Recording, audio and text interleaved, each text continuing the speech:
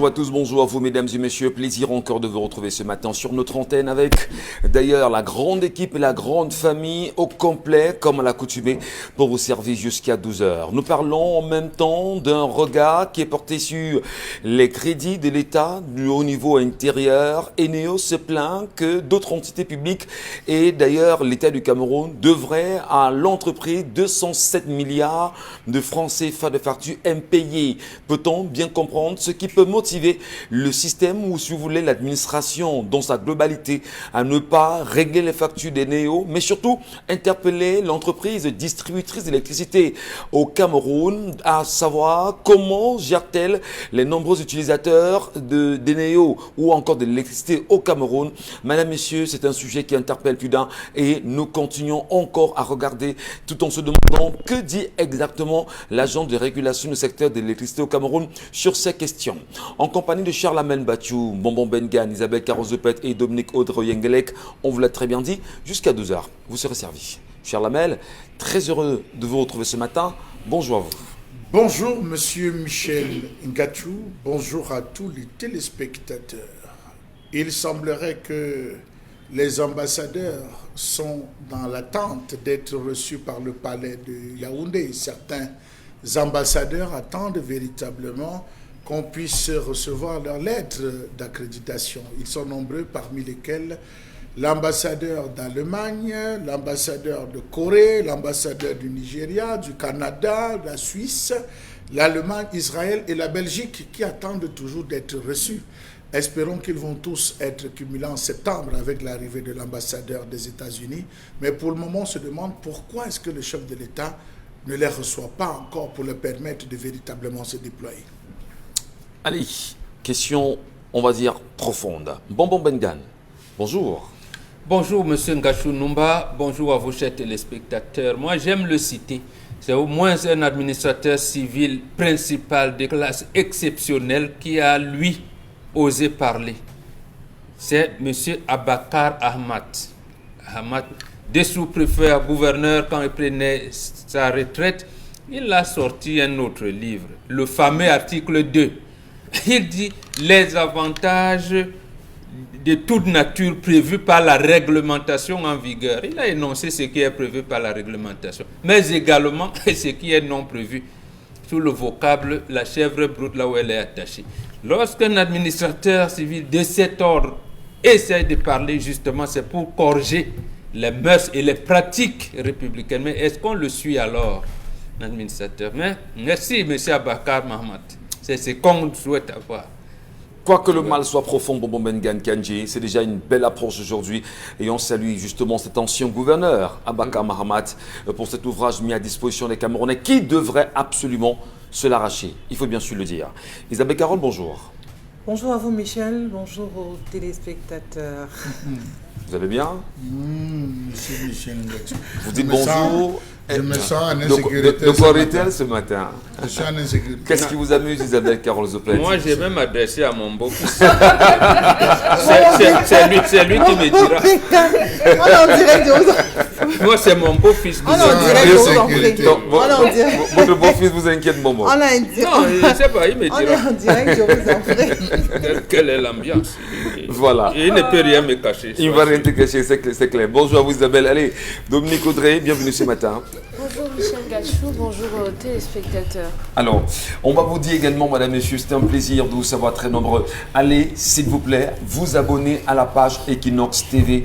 Vous êtes déjà très nombreux à le faire au quotidien, mais surtout, restez en rapport permanent avec l'information qui gravite en permanence sur notre page Facebook. Et pour ceux qui, parfois, ne parviennent pas à regarder le 20h, d'autres sujets, ils sont d'ailleurs mis pour pouvoir vous permettre de rester en phase avec l'actualité. Mais en ce qui concerne le Zénith, nous y sommes également en live. Et d'ailleurs, là-bas, c'est souvent très chaud en termes de commentaires. On prendra toujours du plaisir à vous lire. L'histoire de ce matin, Audrey. C'est l'histoire Dominique Audrey. Voilà, c'est Voilà, mieux. Dominique Audrey. J'aime ça.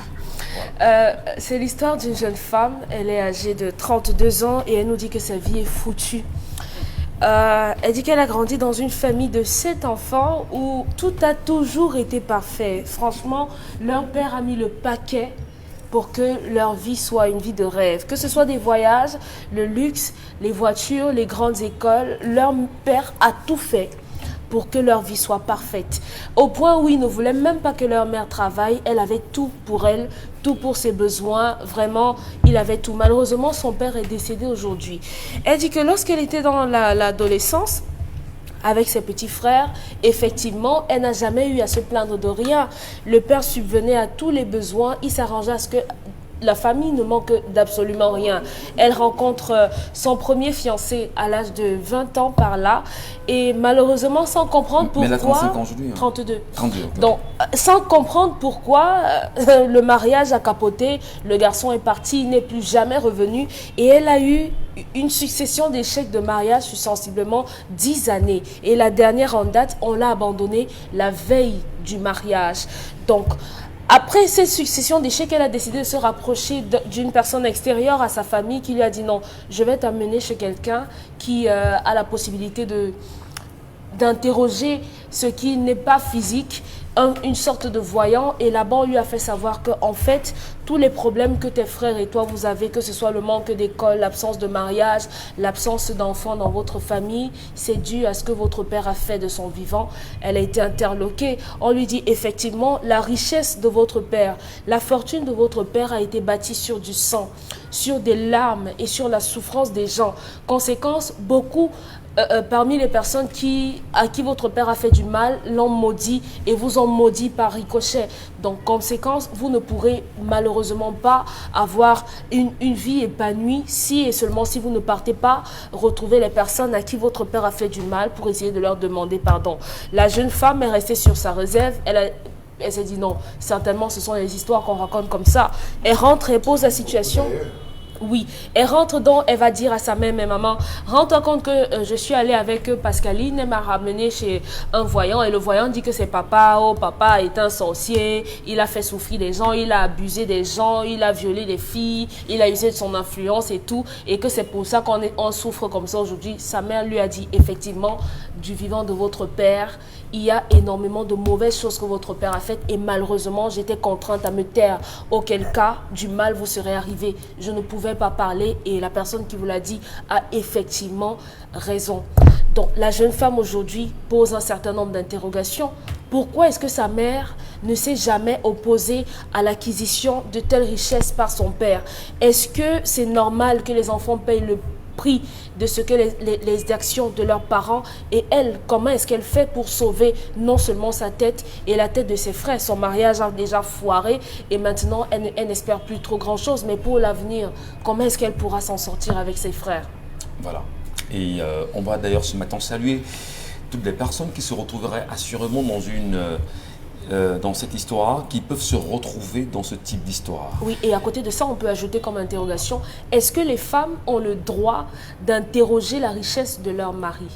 Est-ce que les frères ont le droit d'interroger la richesse de leurs frères? En rapport avec l'histoire. Qui interroge la richesse de qui? Si vous êtes notre frère sur ce plateau et que du jour au lendemain, vous commencez à avoir des maisons qui poussent partout dans le Cameroun, des maisons à Douala, est-ce qu'on a le droit de demander, mais Ngachou, comment tu fais pour avoir autant de chantiers en même temps? Comment tu fais pour avoir 40 voitures dans ton parking? Et la même chose pour la femme. Votre mari tout le temps ramène des mallettes d'argent, change de voiture tous les jours. Est-ce que la femme a le droit d'interroger la richesse de son mari? Absolument. Allez, on va encore le dire. Je le disais à l'instant, nous saluons toutes les familles qui se retrouvent assurément dans ce type d'histoire. Ou encore des gens qui semblent tant bien que mal être plus ou moins liés à cela. Des solutions, peut-être nous ne sommes pas des médiums sur ce plateau des voyants, mais nous tenterons à notre façon, avec les avis des uns des autres, d'apporter bien évidemment notre lecture à cette situation, à cette histoire de ce matin. Et je commence par vous, Mombok. Ça semble être un peu... On se tire des cheveux quand on entend l'histoire ce matin. Est-ce que les parents peuvent être des motifs du manque de succès pour leurs enfants, pour des actes qu'ils auraient commis de leur vivant auprès des personnes et qui, par ricochet, auraient maudit ces derniers? Deux choses. La première, même vous qui allez à l'église, on vous a appris là-bas que honore ton père et ta mère et tu vivras apparemment longtemps. Voilà. C'était juste ce rôle-là. Chez nous, dans Umkulel, l'enfant Peul, Amadou Ampatemba le répète toujours, nous sommes la perpétuation de la descendance de quelqu'un. Ouais. Voilà comment ça se décline. Et effectivement, ici, la personne à mettre, j'allais dire, en défaut à accuser, c'est la femme. C'est la femme et la famille et sa famille. Vous ne pouvez pas envoyer votre fille en mariage sans savoir où elle va. La famille de la femme. La famille de la femme. Parfait. Vous ne pouvez pas. Maintenant, peut-être qu'à ce moment, ils n'ont pas vérifié où la famille était une bonne famille et que le monsieur a mis la main là où il ne fallait pas mettre. À ce moment-là, la femme rentre dans sa famille, pose d'abord le problème au chef de famille, parce que c'est cela. Parce qu'on a l'habitude de dire à tort que non, chez les Bantous, la femme ne parle pas. C'est archi faux. C'est archi faux. Et la femme Bantou, la fille Bantou, on lui apprend à connaître son mari 6 mois, pendant 6 mois. Donc à 6 mois, une vraie fille Bantou connaît son mari jusqu'au détail. Jusqu'au détail. Donc elle peut apprécier le comportement de son mari au cliquement des soucis. Donc, elle devrait dire au chef de famille, si elle considère ou alors elle avait aperçu ou observé que son mari est de connivence avec le chef de famille, elle rentre subitement, j'allais dire, de manière sournoise chez sa maman, en leur disant, mon mari il donne l'impression de deux. Là, la famille a l'obligation de venir protéger leur fille et leurs petits-enfants. Ça n'a pas été fait, donc le tort lui revient. Et elle avoue maintenant à sa fille que oui, je voyais, ainsi de suite. Parce que je vous ai dit qu'il arrivait des moments où on interdisait à un homme volatile de monter sur sa propre femme. Voilà. Précisément parce qu'il ne faut pas gâter le ventre de la fille. Donc, en fait, non, plus forte raison, les problèmes de sorcellerie. Donc, c'est elle qui est fautive. C'est elle qui est fautive. Mais maintenant, je comprends ma fille qui est dans une situation de détresse. Et effectivement, ça peut se régler. Ça peut se régler. Ça peut se régler. Est-ce qu'elle ira retrouver les différentes personnes à qui son père aurait eu à commettre non, c'est des pas actes comme ça. Et vous dites c'est irrationnel. Non. C'est justement ici que se trouve la science. La science, c'est ici qu'intervient ce qu'on appelle les phénomènes des noumènes et des phénomènes. Quand on vous dit que ce qui est en haut est comme ce qui est en bas, ça veut dire quoi? Ça veut dire qu'avant que les problèmes ne se posent en phénomène visible, ça se traduit en noumène. Donc, que ce soit le mal ou le bien qu'on fait, ça forme ce qu'on appelle l'égrégore, donc un centre énergétique qui plombe la famille ou alors qui impulse la famille, selon que l'énergie est positive ou négative. Parfait. Donc ce que le papa l'a fait, ça a formé un égrégore négatif qui envoie des ondes négatives. Et c'est ça qu'il faut donc enlever. Il faudrait justement revenir à l'égrégore positif, c'est ça? Tout à fait. Et ça veut dire que chez l'Africain, le sacré et le profane s'unissent. Il n'y a pas de différenciation. Les différences passent. C'est les Occidentaux qui ne savaient pas que la psychanalyse était une science. Ils l'ont su, ça même Freud, ils l'ont combattu pendant des années. Donc chez nous, le profane et le sacré s'interpénètrent. Donc, et c'est là la science. Il s'agit donc pour ces enfants, premièrement, d'organiser les funérailles de leur papa et amener leur maman à dire ce qu'elle avait dit. Et là, le papa, bien que parti, il sera condamné par l'équilibre social qui l'a perturbé. Il l'a perturbé et par cette occasion procéder aux cérémonies de bénédiction de leurs enfants. Parfait. Et sinon, ça peut aller jusqu'à au moins 6 générations. Allez, Isabelle Carole, c'est peut-être la preuve aujourd'hui. Lorsqu'on rencontre des gens qui vous disent ça ne va pas, je passe des moments difficiles, j'ai pas de mariage, j'ai pas d'enfant, je parviens pas à me retrouver. Est-ce que c'est justement l'occasion de faire comprendre à ceux-ci qu'il peut avoir des raisons empiriques qui puissent les amener justement à vivre ce qu'ils vivent aujourd'hui? Vous y croyez-vous? Oui, j'y crois parce que ce que vous faites peut ne pas retomber sur vous, mais sur vos enfants. Ouais. Ça veut dire qu'il y a forcément un impact parce que vous êtes, que vous le voulez ou pas, vous êtes liés pour l'éternité. Donc, vous faites du mal à autrui, mais ça peut ne pas justement retourner contre vous, mais retourner sur vos enfants, parce qu'on sait très bien que si on parvient à toucher vos enfants, ça veut dire que d'une manière ou d'une autre, c'est vous qu'on a touché, c'est vous qui êtes blessé, c'est vous qui allez vous retourner dans votre tombe, qui n'aurez jamais cette paix de l'âme, parce que vous savez très bien ce que vous avez fait. Maintenant, en ce qui concerne ces richesses, je crois qu'il est important dans un couple de questionner la fortune de l'autre, de questionner les sources de revenus. C'est idem pour madame. C'est-à-dire que si vous avez une femme qui du jour au lendemain bascule dans ses habitudes ou alors dans ce qu'elle ramène à la maison, ben vous devez vous interroger sur l'origine de ces fonds. Vice-versa pour la femme qui a connu monsieur qui était si et qui du jour au lendemain commence à faire monter des immeubles, commence à changer de voiture à tort et à travers, commence à faire ci ou ça.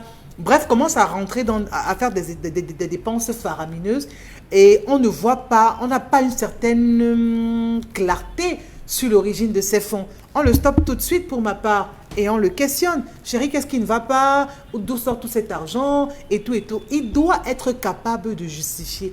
Et même quand il justifie, ça ne suffit pas. Il faut se rassurer entre ce que monsieur dit et ce que vous voyez, qu'il y ait quand même un certain équilibre, c'est-à-dire qu'il y ait quand même une vérité là-dedans. Parce que si on se rend compte que ça ne tient pas du tout, ben, en plus de l'interroger, si on n'est pas satisfait de sa réponse, il faut même pousser le bouchon plus loin, mener soi-même ses propres enquêtes et interroger même sa famille à lui. En menant l'enquête, vous mangez quand même. Non, en menant l'enquête, vous mangez parce que vous êtes sous le même toit, mais vous êtes réticente. Vous êtes réticente à pouvoir embrasser toutes ces choses qu'il apporte. Et vous avez bien envie d'avoir des réponses à ça pour avoir un sommeil paisible. Il n'y a rien de plus cher que la paix du cœur. Il n'y a rien de plus cher que la santé. Et si vous êtes avec un homme qui vous plonge dans le doute, dans l'incertitude, qui vous plonge dans la peur, vraiment, vous aurez du mal à trouver le sommeil. Et je crois que c'est là où justement cette dame a péché. Je rejoins mon mot parce qu'elle devait, elle, à son niveau, essayer de tout faire pour savoir ce qui ne va pas. Maintenant, une fois qu'on comprend qu'il y a des choses qui sont louches, on stoppe ça tout de suite. A-t-elle péché ou a-t-elle été complice? Elle a péché. Elle n'a pas été... moi, je crois qu'elle a péché. Elle a péché parce qu'elle n'a pas mesuré l'ampleur des dégâts. Elle a minimisé le fait. Elle a oublié qu'elle avait des enfants qui, eux-mêmes, demain, sont appelés à construire une vie et qui, eux-mêmes, demain, devraient subir les conséquences des actes qu'elle et son mari ont dû apposer. Donc, je crois qu'aujourd'hui... elle paye tout simplement le prix. Et on imagine la douleur, on imagine le pincement qu'on peut avoir au cœur pour un parent de voir son enfant qui soit en train de stagner dans sa vie, qui ne peut pas avancer et tout. C'est tellement difficile à digérer parce qu'on a toujours cette obsession de voir nos enfants aller plus loin. Mais maintenant, de les voir être toujours sur place, de ruminer la douleur, de ruminer les échecs et tout, c'est quand même assez tragique pour cette famille. En parlant avec sa fille, justement, c'est un début de solution déjà, puisqu'on l'a entendu, sa fille est allée vers sa maman, lui poser justement ses questions, elle lui a donné des réponses évidentes. Est-ce que c'est un début de solution? Est-ce que les romans ne peuvent pas s'accentuer chez la maman? Des réparations? Vous préconisez quoi, vous, Isabelle Carozopet? C'est dur, c'est tellement dur que je peine à me prononcer parce que même quand la maman confesse à la fille que voilà, votre père a eu à faire des choses pas très catholiques et tout, et voilà.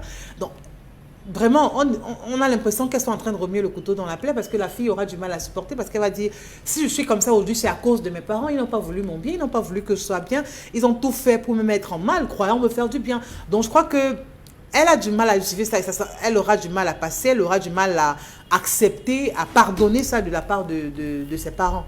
Dominique Audrey, vous, ça vous semble que l'on paye le prix des erreurs des parents ou que l'on paye le prix de son inefficacité justement à tout faire pour s'imposer dans une société? Mais c'est automatique. Bon ou mauvais, vous êtes la conséquence de ce que vos parents ont fait. Aujourd'hui, encore, les humains payent ce qu'on a appelé la malédiction transgénérationnelle. Vous vous souvenez, avec dans le jardin d'Éden, Ève qui avait donné la pomme et tout, la femme accouchera avec douleur, l'homme mangera à la sueur de son front. C'était une sorte de malédiction qu'aujourd'hui encore on continue de payer. Pourtant on n'était pas là, on ne sait pas ce que le serpent a dit, on ne sait pas ce qui s'est passé, mais les femmes pleurent lorsqu'elles vont accoucher et les hommes continuent de payer. Bon, ça reste à voir, ça veut dire que cette fable alors, avant de devenir ce que vous êtes aujourd'hui, vous y avez cru. vous avez servi à l'église.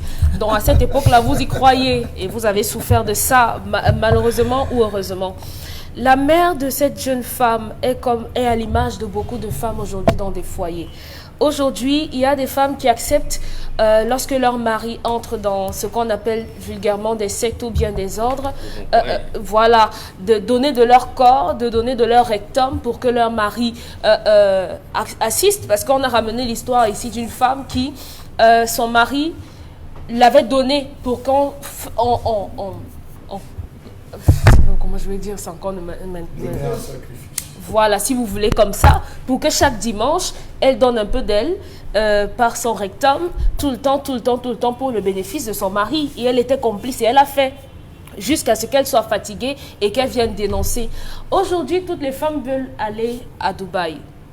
Toutes les femmes veulent que, lorsqu'elles arrivent à La Réunion, elles garent une très grosse voiture avec beaucoup de musique dedans, une voiture climatisée. Aujourd'hui, elles veulent avoir les dernières greffes. Elles veulent l'avoir. Parfois, d'une certaine façon, elles poussent les hommes à faire l'impossible, l'impensable pour pouvoir le leur offrir. Parce que vous serez avec un homme à la maison. Tu n'as pas vu ma voisine là, hein? Toi aussi tu es même quel genre d'homme. Tu crois que si tu m'achètes une greffe de 300 000, ça va te faire quoi? Ça va te tuer, hein? Tu ne vois pas aussi que, est-ce que je ne peux pas aussi être comme, est-ce que je ne devrais pas, est-ce que je ne mérite pas? Pourquoi Dieu m'a puni avec un homme comme ça et tout? Donc l'homme qui vous aime va dire vraiment, je ne veux pas qu'elle parte et il faudrait que je fasse tout pour la retenir.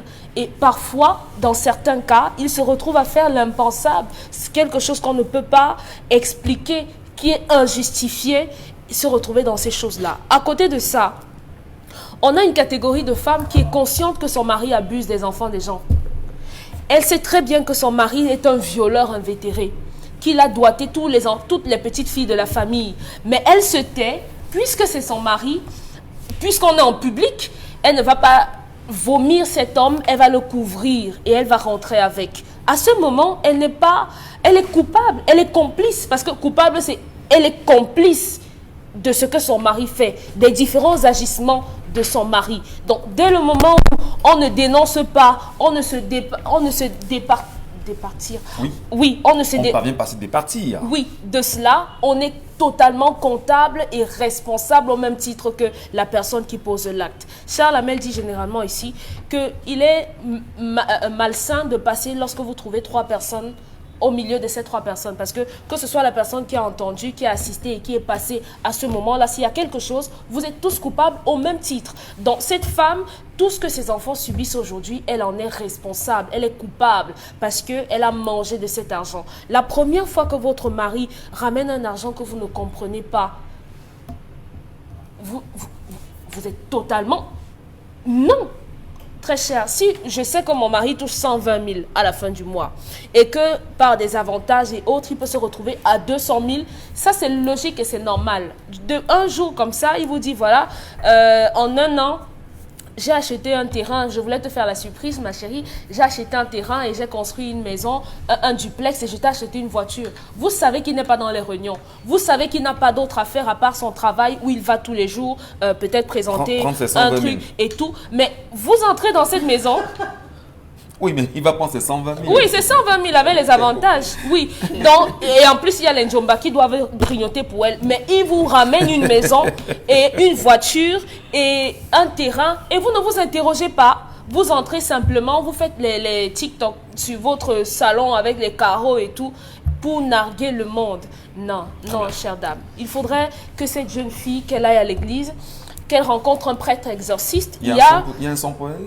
Il y a beaucoup de psaumes. Il y a le psaume, il faut lire Deutéronome, il y a le psaume 143, le psaume 23, Charles Hamel a les mots de tête, il y a le psaume 30 et il y a le psaume 120 qui peuvent l'aider à... On va poursuivre.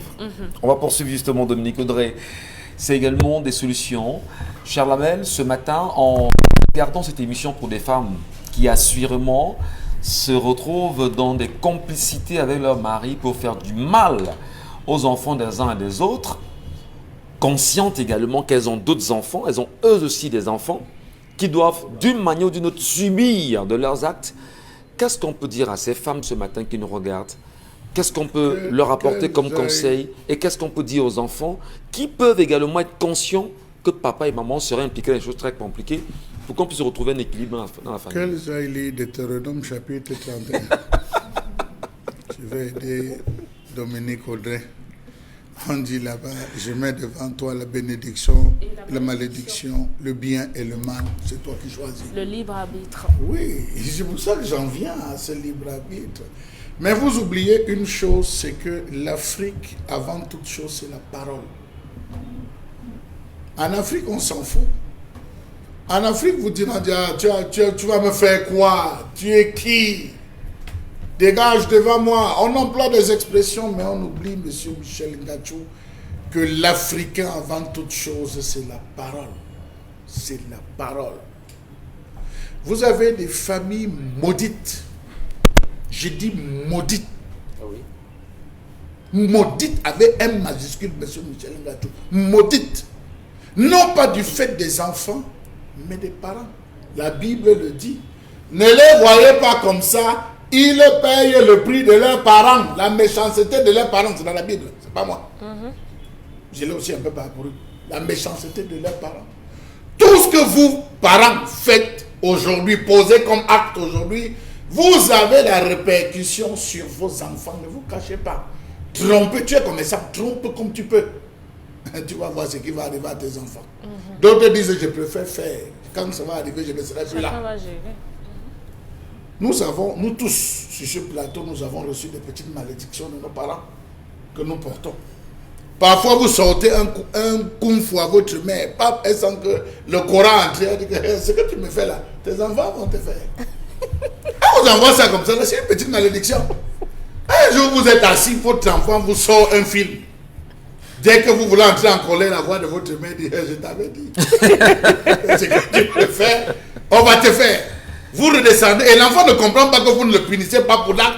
Vous vous souvenez que j'avais fait ça à ma mère. Vous digérez ça à l'intérieur. Personne n'est au courant de ça. C'est la suite logique de l'ensemble des actions. Vous entrez dans une famille, la famille brille, les enfants réussissent. Allez interroger les attitudes et le comportement des parents. Vous allez vous rendre compte que les parents ont eu de bons comportements.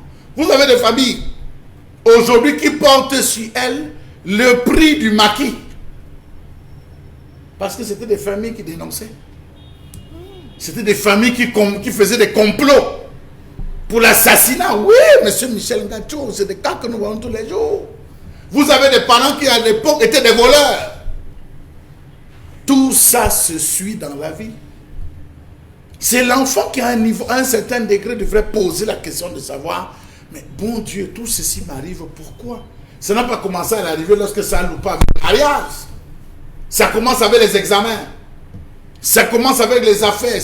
Il y a des... Monsieur Michel Ngachou, vous avez dans des familles des hommes qui sont des loups. Je dis des loups. Vous avez des hommes dans des familles qui sont des chacals. Ou des hyènes, monsieur Michel Dire qu'ils sont très violents. Non, je dis pas violents, mais je dis... C'est des gens qui sont terriblement méchants, même par le regard. Comment la femme peut-elle se lever pour gueuler? Il y a des papas qui terrorisent leurs femmes. Je dis que quand l'homme commence à gronder, la mère pisse, les enfants sont là et pissent sur elle. Je vous le dis. Je parle, les gens nous regardent. Des hommes qui étaient... C'est-à-dire que la voix seule. Ils sont allés compliquer. D'autres qui ont fait. La maman, qu'est-ce qu'elle fait? Elle ne peut que protéger la vie. Parfois, on prend les enfants, on amène en cachette, on va au travail sur les enfants, on rentre, si votre père vous pose une question, n'ouvrez pas la bouche. Il y a beaucoup de secrets que les familles portent. Cette fille a découvert en posant la question à sa maman, est-ce que sa maman a vidé? Vous avez des gens qui emploient d'autres personnes dans des entreprises, qui les prennent pour des projets, dans des chantiers. Le gars vient dans votre chantier. Après 3 mois, il dit que le mur est penché. Hein. Vraiment, le mur n'avait pas droit. Sors d'ici, je ne te paye pas. Mon maudit maçon. Le gars part, il pleure là. Il s'en va. Vous prenez le charpentier, il vient là. La champagne n'est pas finie vraiment. Je croyais que tu étais un bon charpentier, tu ne vaux rien. Beaucoup de gens construisent des maisons comme ça. Un bon matin, la maison s'écroule. Oh la malchance, oh la malchance. Vous voyez des gens qui vont prêter de l'argent pour construire leur maison. Ils ne remboursent pas. Le monsieur vient demander, on avait fait les papiers. Il dit, ok, pas. 3 jours plus tard, le feu déclenche dans ta maison.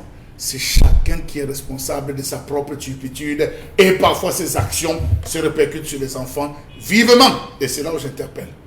Ce n'est pas du pouvoir de la mère, c'est du pouvoir des chefs de famille de dire tout ce qui a été fait. Et on le fait généralement. Et je termine par là, lors du deuil.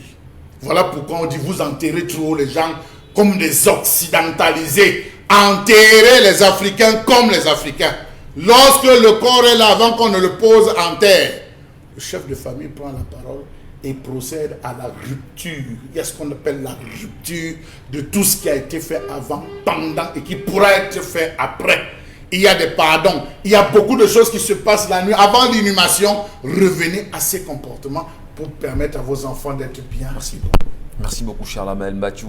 Et ce matin, d'ailleurs, dans l'histoire proposée, vous aussi que nous regardez certainement, avez aussi des histoires pareilles. Comment avez-vous trouvé des solutions? Comment en êtes-vous sorti d'ailleurs? Et quelles sont les orientations qui vous ont été données afin de retrouver bien sûr la paix et l'équilibre au sein de vos familles? C'est aussi important d'interpeller les uns les autres pour avoir une belle attitude en société et surtout respecter les humains. Lorsqu'on prend des engagements d'une manière ou d'une autre, tenons-nous toujours prêts à les honorer. Quoi qu'il soit difficile, il faut toujours prendre la peine de les honorer. Restez sur Equinox, madame, monsieur, et c'est le Zénith.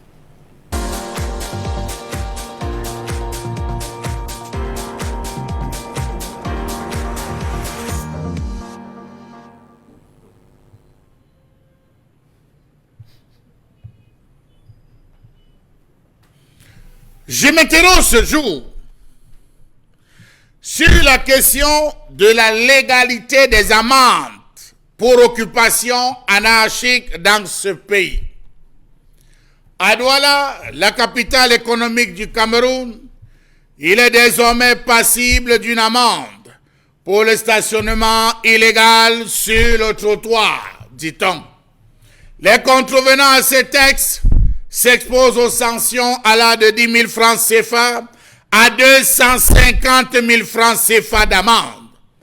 Par exemple, le stationnement d'une motocyclette sur le trottoir est passible d'une amende de 10 000 francs CFA. Pour le stationnement d'un véhicule ordinaire sur le trottoir, le propriétaire coopérera d'une amende de 25 000 francs CFA. De même que pour l'établissement d'un commerce, laverie, garage, salon de coiffure, menuiserie, bar ou d'une limonadière. Pour un pick-up, ce sera une peine de 50 000 francs CFA. En ce qui concerne un véhicule gros porteur ou un conteneur, les contrevenants devront payer 200 000 francs CFA. Le dépôt de matériel de chantier sera sanctionné d'une lourde amende de 250 000 francs CFA. Le dépôt de tout autre objet sera passible de 10 000 francs CFA d'amende. Dans le cadre de l'opération Restituer le trottoir aux piétons, lancée par le maire de la ville de Douala, de nouvelles amendes ont été infligées par arrêté numéro 038A/CUD/CAB.mai/2021, en violation des dispositions de la loi numéro 2009/019 du 15 décembre 2009 relatif aux taxes locales sur l'usage temporaire de la voie publique et les droits de mise en eau. Comment comprendre cette décision du maire de Douala, Roger Mbassadine, d'infliger des amendes pour occupation anarchique des trottoirs alors qu'il existait déjà une loi qui porte sur le sujet? Oui, on est tous d'accord qu'il faut restituer le trottoir aux piétons, mais avait-on nécessairement besoin de créer un arrêté fixant des amendes alors qu'il existe déjà dans nos textes d'importantes mesures, des dispositions prises pour ce faire? Était-ce de sa responsabilité de fixer des amendes? Point de question, point d'interrogation. Que deviendra donc l'OTVP? Occupation temporaire de la voie publique payée par l'ensemble des occupants du trottoir sous forme de tickets. Comment comprendre le fait pour l'arrêté numéro 038A/CUD/CAB.mai 2021 d'entrer en contradiction avec la loi numéro 2009/019 du 15 décembre 2009 portant fiscalité locale, régissant l'occupation temporaire de la voie publique et les droits de fourrière? Comment a-t-il pu ignorer la loi de finances de 2005 qui transfère à l'administration fiscale la gestion des infractions et de recouvrement prévues par la loi numéro 96/07 du 8 avril 1996 relative à la protection du patrimoine routier national? A-t-il pris connaissance de l'ensemble de ces textes avant de pouvoir se prononcer sur la question de la restitution du trottoir et des amendes? Point d'interrogation. Comment comprendre cet arrêté lorsqu'on sait que l'occupation des trottoirs et autres espaces est classifiée dans les infractions du patrimoine routier, dont la gestion financière a été transférée depuis 2005 à l'administration fiscale? L'on sait que les objets abandonnés sur la voie publique sont mis en fourrière et le tarif des droits de fourrière bien connu. Lorsque vous arrivez à Youpoué, qu'on a ramassé vos effets, qu'on a confisqué, qu'en fourrière, vous avez des droits. L'amende, on connaît. Les taxes que vous devez payer, c'est connu. Comment comprendre que l'équipe du maire de la ville ne s'est pas fixée sur les seules dispositions légales prévues dans le livre 3e du Code général des impôts?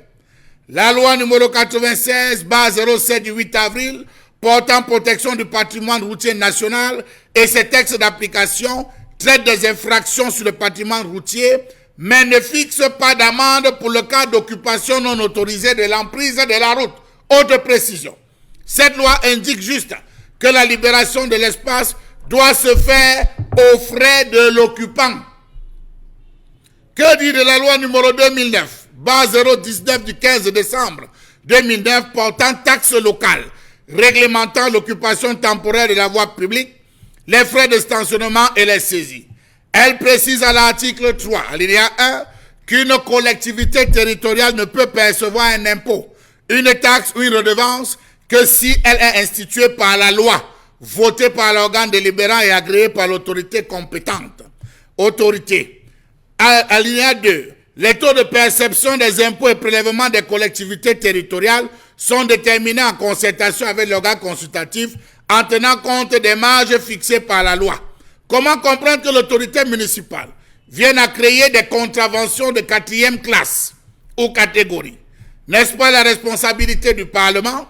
Comment comprendre cet arrêté lorsqu'on sait que la ville de Douala souffre d'un énorme problème de parking? La mairie de la ville est allée jusqu'à diviser les chaussées, créer des sens interdits incompréhensibles et fabriquer sur la chaussée des parkings. Que dire du fait pour la mairie de la ville d'avoir divisé la chaussée en deux, empêchant ainsi la bonne circulation? Que fera-t-il des autorités qui prennent de l'argent pour ces stationnements? Avant de punir, il faudrait créer des parkings, aménager les marchés, mettre des plaques interdisant la vente ou l'exposition de toutes choses sur le trottoir. L'arrêté du maire de la ville n'aura de sens que si il existe des parkings pour voitures de toutes catégories. Si un gros porteur voudrait stationner en plein aqua, sortant de l'ouest, il stationne où? Question. S'il faudrait que nous ayons des pick-up, des bus, ou alors des camions de certains poids, où vont-ils stationner? Telle est la question à laquelle il faudrait d'abord répondre avant de penser stationner.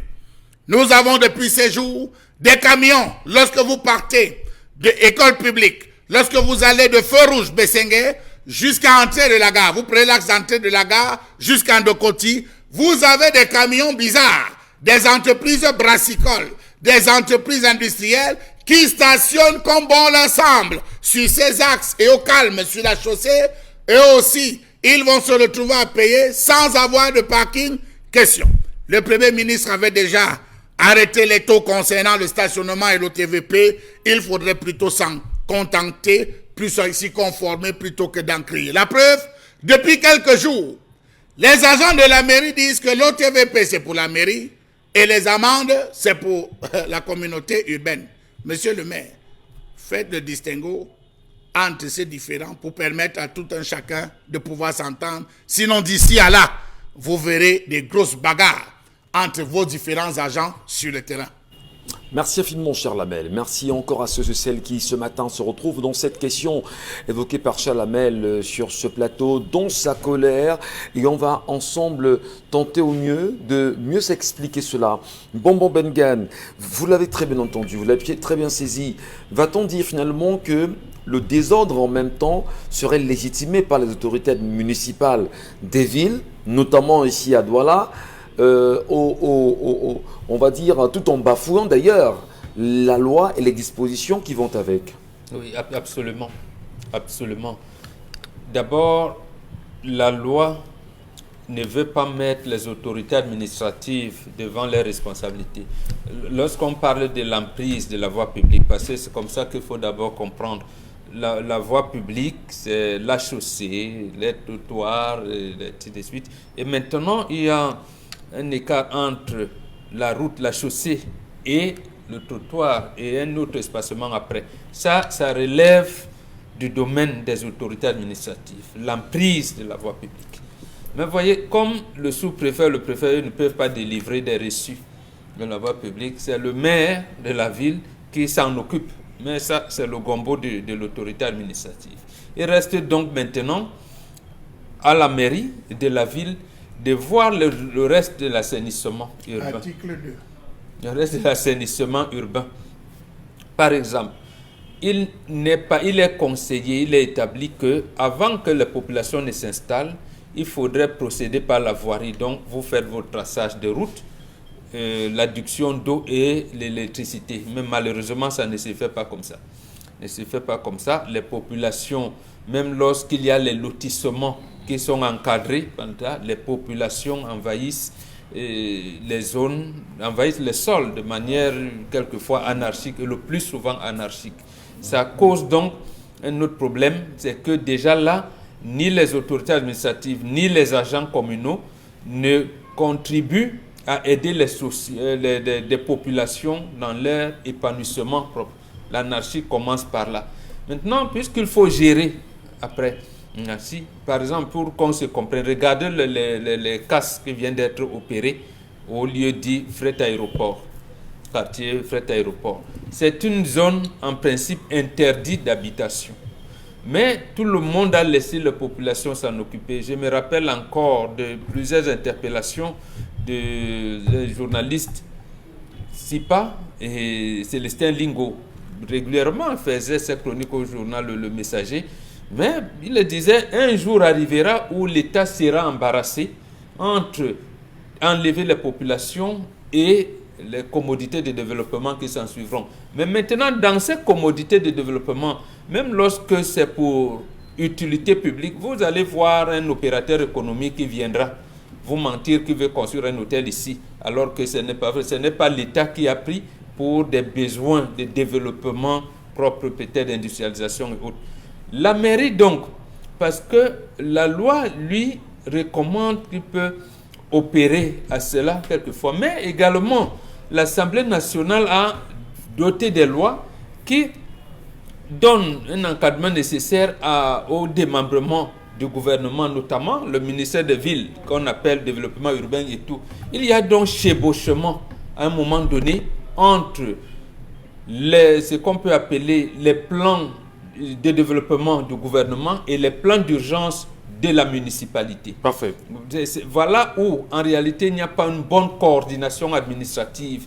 Et même l'autorité administrative, généralement le préfet, qui vient présider les sessions de conseils municipaux, ne regarde pas généralement ce côté-là pour que les textes ne s'encombrent pas. Mais regarde surtout le nombre de cas, comment je vais dire ça, la dotation en carburant qu'on lui a donnée. Il va voir que, bon, dernièrement, comme il y a un lotissement là, je peux avoir un mètre carré ici et là. Malheureusement, ça devient un melting pot que dénonce Charles Lamel aujourd'hui. Donc, la loi est là.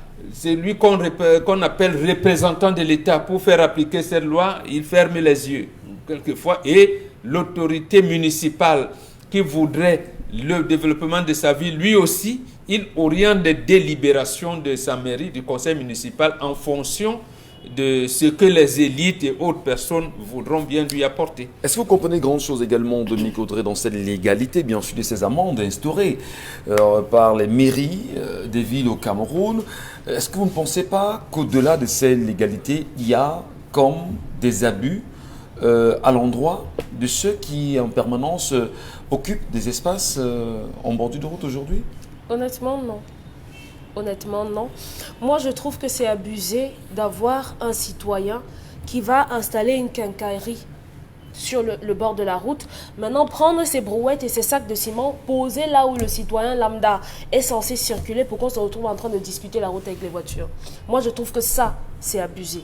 Parce que c'est abusé de l'État, c'est abusé de l'autorité municipale. C'est abusé de la liberté, c'est abusé de leur liberté.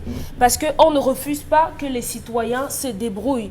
Mais maintenant, il faut garder des proportions pour ne pas mettre les autres mal à l'aise. Et je crois que c'était ça, en fait, l'idée que monsieur le maire de la ville avait lorsqu'il a lancé le mouvement Restituer le trottoir. Sauf qu'il s'y est mal pris parce que l'association des contribuables, je crois que c'est comme ça qu'on appelle, a décidé d'écrire à monsieur pour leur dire voilà, ce monsieur est totalement en dehors de la loi. Monsieur Machua a énuméré la loi de 1996 et celle de 2006 qui font que monsieur Mbassadine n'a pas la possibilité de demander une certaine de donner des contraventions, donner des amendes aux citoyens. La loi de 96 dit que le contribuable lui-même est censé se charger d'enlever si je ne me trompe, quelque chose comme ça. Si vous avez mal stationné, il faut apporter votre véhicule, les frais de transport vous engagent. Si vous payez les frais plus les taxes. Voilà.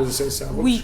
Donc, et à côté de ça, celle de 2006 fait que monsieur n'a pas le droit de prendre l'argent parce qu'il y a déjà une institution habilitée à collecter ces taxes-là. Donc, à ce niveau, on peut dire qu'il a un peu tapé poteau, comme on dit en Côte d'Ivoire, parce qu'il aurait dû prendre attache avec d'autres administrations pour asseoir cela. Si ce sont des mesures de dissuasion, ça a été très mal organisé. Ça a été très mal organisé. Demander 250 000, je crois que la somme est tellement forte que oui, personne n'aura envie de stationner, de se faire prendre. Mais 25 000 aux gens qui improvisent les salons de coiffure sur les trottoirs, des gens qui improvisent les quincailleries sur le trottoir, je crois que oui, c'est justifié. Parce qu'on n'a pas à avoir des gens qui marchent sur la route, parce que vous n'avez pas encore vu. Les camions ramassent des gens lorsqu'ils perdent, par exemple, le frein pendant qu'ils sont en train de circuler. On n'a pas le droit de marcher sur la chaussée. Mais maintenant, nos frères doivent reculer. Maintenant, il faut trouver des mesures d'accompagnement. Il faut trouver des moyens pour mieux les installer, pour qu'ils ne gênent pas. Monsieur Machua évoquait qu'il y aurait des bagarres. Oui, des bagarres peuvent éclater parce qu'au final, ils vous diront, nos enfants n'ont rien à manger. Vous voulez qu'on aille où? Vous voulez qu'on s'installe où? Donc, si vous ne nous encadrez pas, vous allez devoir nous subir ici. Donc, les mesures doivent se faire de façon conjointe et monsieur, malheureusement, face à la loi, ne peut pas être au-dessus. Je vais convoquer bien sûr Spinoza qui disait que les lois sont faites pour être violées. Je pense bien, je peux me tromper. Violées par ceux qui sont riches. Voilà, parce que si un autre... Toutes les lois votées servent avant tout les riches qui se retrouvent à les violer. Très bien. Les lois sont faites pour être violées. Hein, Isabelle Carrozopette? Aujourd'hui, vous croyez que malgré, je vais dire, les légalités autour des amendes, et qui constituent bien sûr des éléments de loi au niveau des municipalités, les populations peuvent-elles vraiment les respecter au Cameroun sans rechigner? Les populations ne peuvent pas respecter cela sans rechigner. Même en rechignant, ils ne respectent même pas. On a vu le maire de la ville parler de son projet restituer le trottoir aux piétons. Oui. Où en est-on? Il est en chemin. Ah bon? Il est en quel chemin? chemin. Vraiment, il est sur quel chemin? Non, vraiment. À restituer le trottoir aux piétons, moi, jusqu'ici, vraiment ça tout... vient progressivement. Oh oui, mais c'est tellement lent qu'on se pose bien la question de savoir si un jour ça pourra arriver à son terme. Est-ce qu'il a les moyens pour? Est-ce qu'il a le personnel pour? Est-ce qu'il a l'effectif nécessaire? Justement, on avait parlé dans les distractions sur ce plateau. Alors aujourd'hui, je pense que le problème que Salamé pose à travers la colère, c'est un problème d'incivisme d'abord à la base. Ça, il faut d'abord dégager les différentes responsabilités. Parce que lorsque mais surtout comprendre la légalité des amendes. imposé. Quelle est la légalité des amendes? On paye dans quelle caisse? Non, pour les amendes, c'est pour ça que je veux d'abord poser le problème au niveau d'abord de l'incivisme, parce que je veux dégager les responsabilités de chaque personne là-dedans. Maintenant, en ce qui concerne d'abord l'incivisme, il faut d'abord que chaque citoyen essaie d'être conscient. Quand vous essayez de libérer vraiment l'espace public, c'est d'abord pour vous-même aussi. Parce que ceux qui circulent, ce sont vos frères, c'est la population, ce sont des citoyens comme vous-même. Donc vous ne faites pas seulement du bien à autrui, vous faites du bien à vous-même également. C'est important de pouvoir permettre aux uns aux autres de pouvoir circuler comme il se doit. Donc vous avez prévu de louer un espace, louer cet espace, restez dans cet espace. Maintenant, en ce qui concerne ces amendes, il n'y a pas de légalité parce qu'il n'y a pas assez de transparence. Ceux qui viennent pour percevoir ces fonds, parfois commencent déjà à négocier avec vous-même. Vous savez pertinemment que vous devez payer ceci ou cela, mais dès qu'il arrive, vous commencez déjà à dire, mais gars, voilà ton jus. C'est-à-dire qu'on a des situations dans lesquelles c'est nous qui commençons même déjà à dire que prends ceci, avant que la personne arrive à ça. C'est vrai qu'on sait pertinemment qu'il pourra arriver à ça, mais on est aussi prompt à encourager la corruption. Nous sommes à la base de la corruption. Oui, mais on est prompt à encourager cela. Pourquoi vous voulez donner de l'argent dans une situation où vous savez que vous ne devez pas le faire? Moi, je crois qu'à un moment donné, on entretient aussi ce genre de réseau. Et maintenant, si on veut partir sur une certaine sorte de légalisation ou encore des choses qui soient assez légales en ce qui concerne ces amendes, il faut déjà avoir qu'il y ait un certain nombre de transparence à la base, qu'il y ait des reçus, qu'on sache dans quelle caisse tout cet argent va être déposé, qu'on sache l'itinéraire que ça va prendre. Et qu'à la suite de ça, on puisse avoir un compte rendu, chose qui n'est pourtant pas le cas. Dire finalement que c'est à travers cette question qu'on peut mieux comprendre pourquoi certains maires sont bougrement riches dans certaines municipalités, ou même encore des questeurs, ou je vais même dire ceux qui gèrent parfois les caisses des mairies aujourd'hui, sans pour autant avoir une réelle traçabilité. Merci à vous.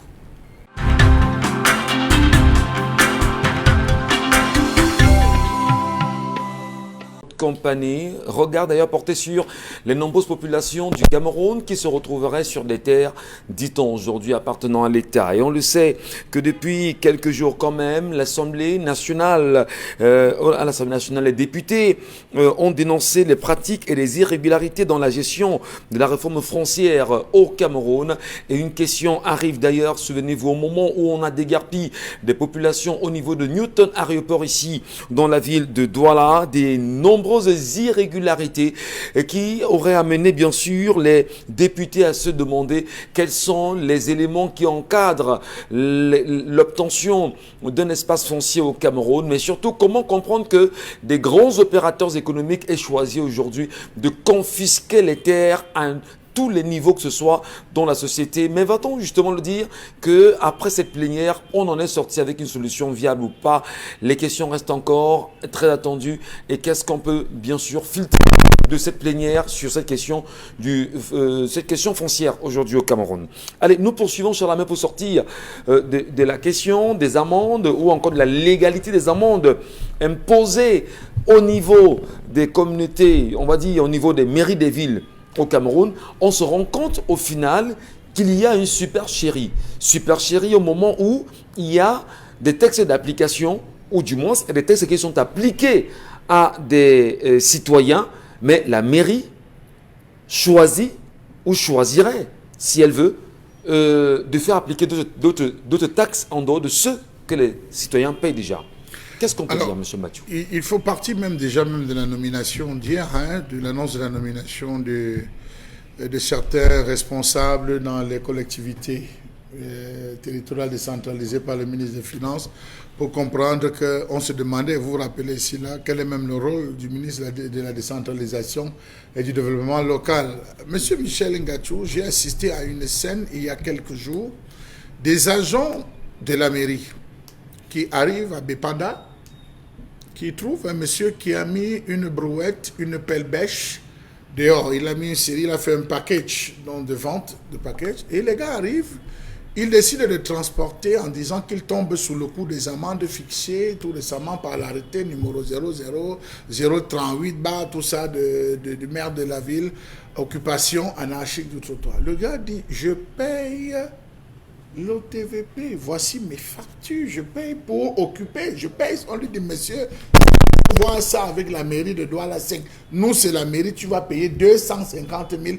On ramasse tout, on s'en va.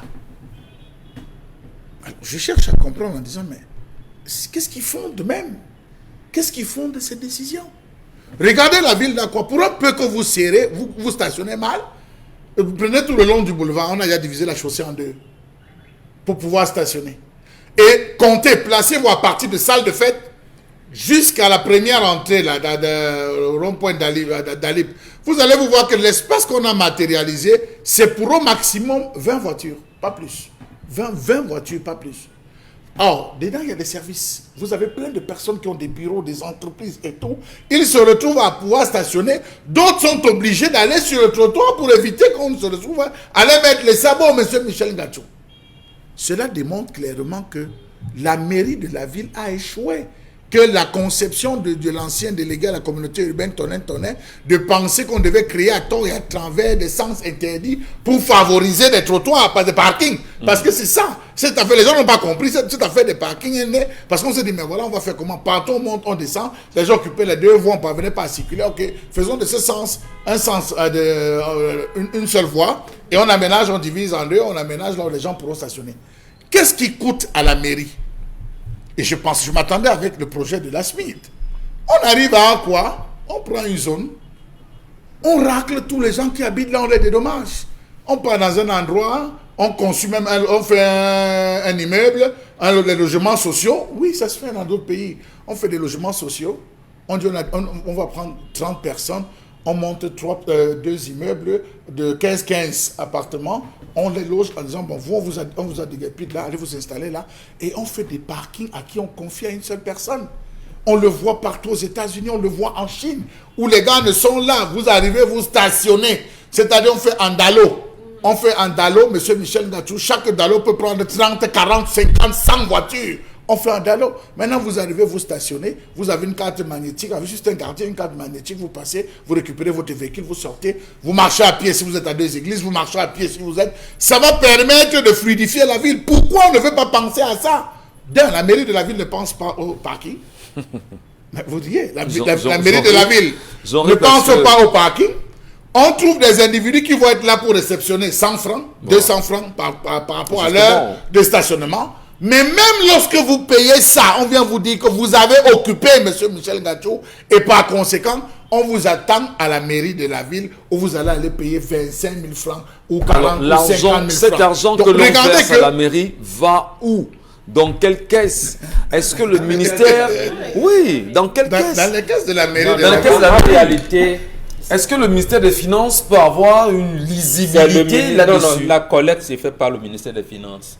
Parce qu'en fait, la nomination des receveurs municipaux... Non, nous parlons de... Oui, justement, parce que les collectes, la mairie ne met son nœud là-dedans que sous le contrôle de l'État qui est représenté par un agent du ministère en charge des Finances. Petite question, Bonbon. Oui. En ce qui concerne le projet restituer le trottoir aux piétons à Douala, on sait déjà que c'est contesté absolument. Non, le projet est bon. Non, le projet est bon. Le projet est très bon. Le projet est bon. C'est des amendes. Non, le projet est bon, oui. Mais on se rend compte aujourd'hui qu'il y a une association qui est sortie pour dire que non, nous disons non, nous ne pouvons pas parce que la loi ne permet pas à M. Bassadine de prélever des amendes. Là, on est tous d'accord. Alors, lorsque l'on commence à prélever ces amendes-là, en violant la loi, est-ce qu'on ne va pas dire, est-ce qu'on ne va pas se poser les questions de l'endroit où l'argent va? Voilà. Non.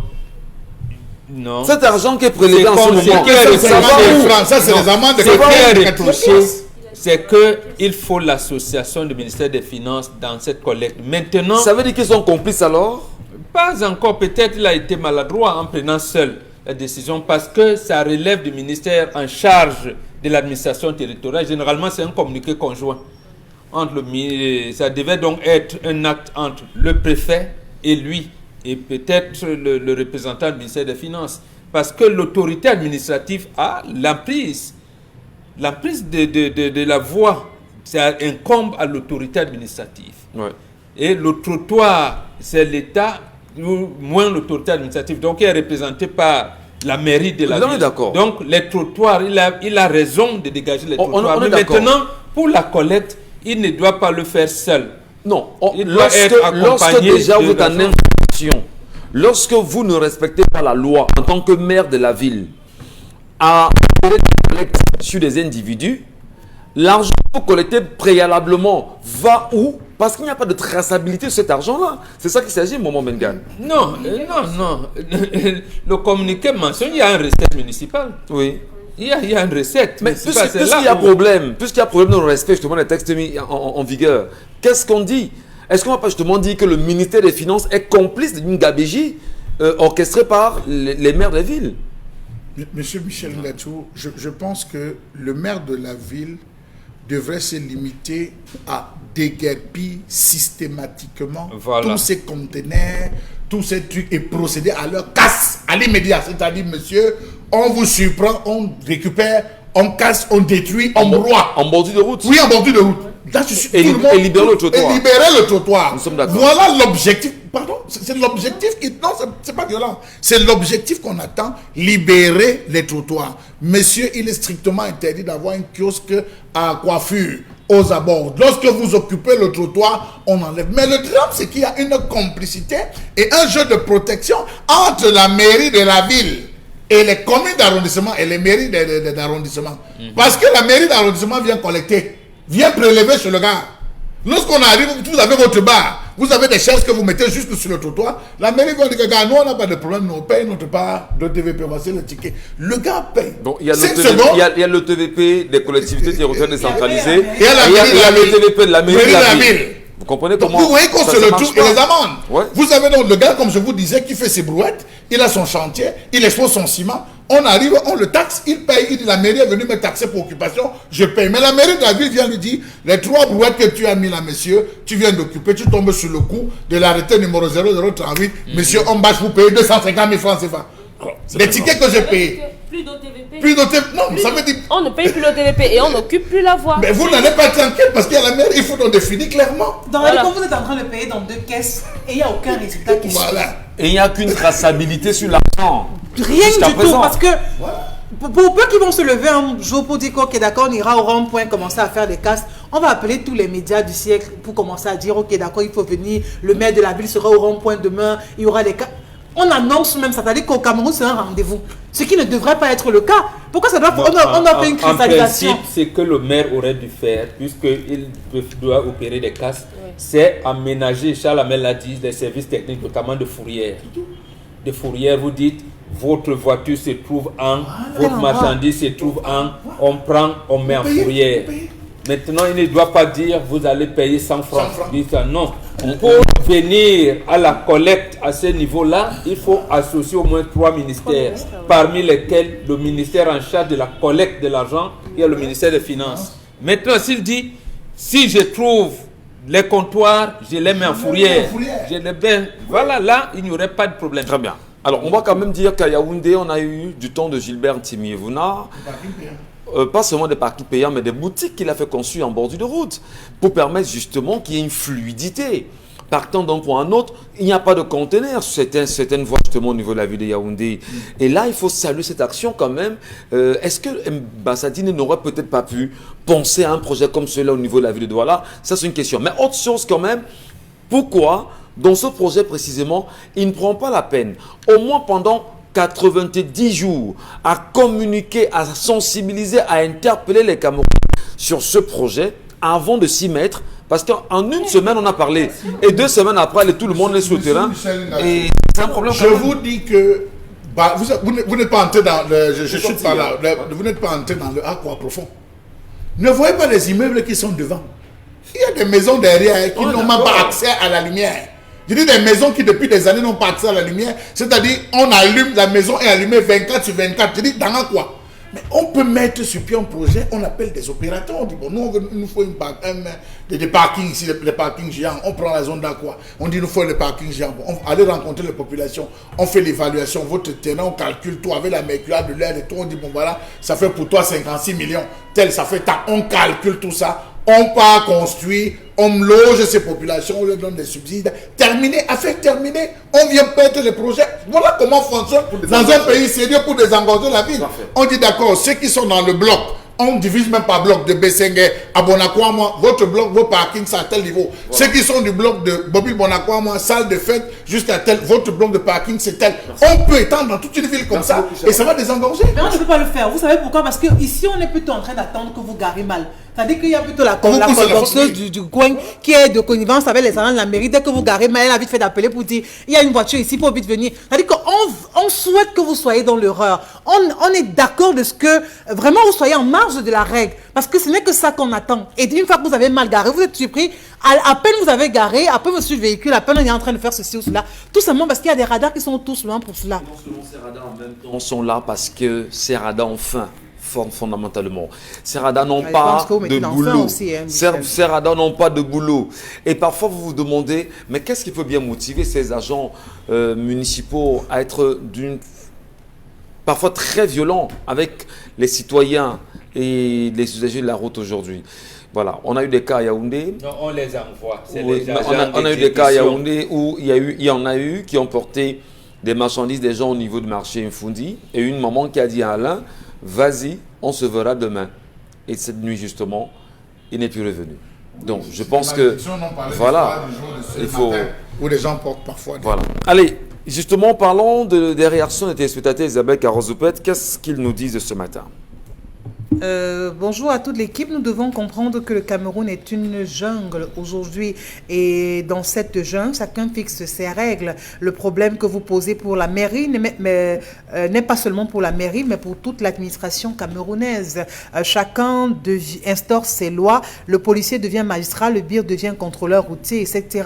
Nous n'avons que nos larmes pour pleurer. Le Cameroun n'est pas gouverné, c'est pour ça que chacun fait comme il veut et c'est déplorable. C'est Peter Feutze qui envoie le message. On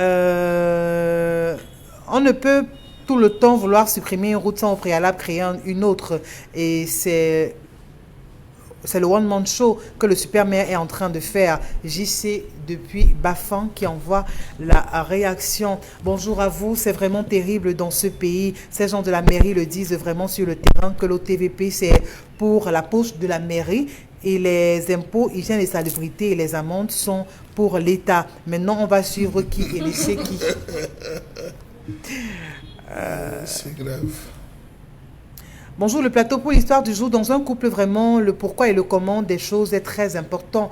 Donc moi, je suis d'accord avec Mombok en vue d'une éventuelle transcendance. Les femmes sont des mystères. Même Dieu ne peut rien faire dans cette situation. Baradouka depuis Banga qui envoie la réaction. La colère de Charles Hamel est très pertinente, mais moi je pense qu'il y a l'irrationalité dans les comportements des citadins, ce qui donne aux différents maires la possibilité de devenir riches à partir des amendes imposées. S'il y avait des bons parkings, je vous assure, les Camerounais allaient bien stationner. Voilà.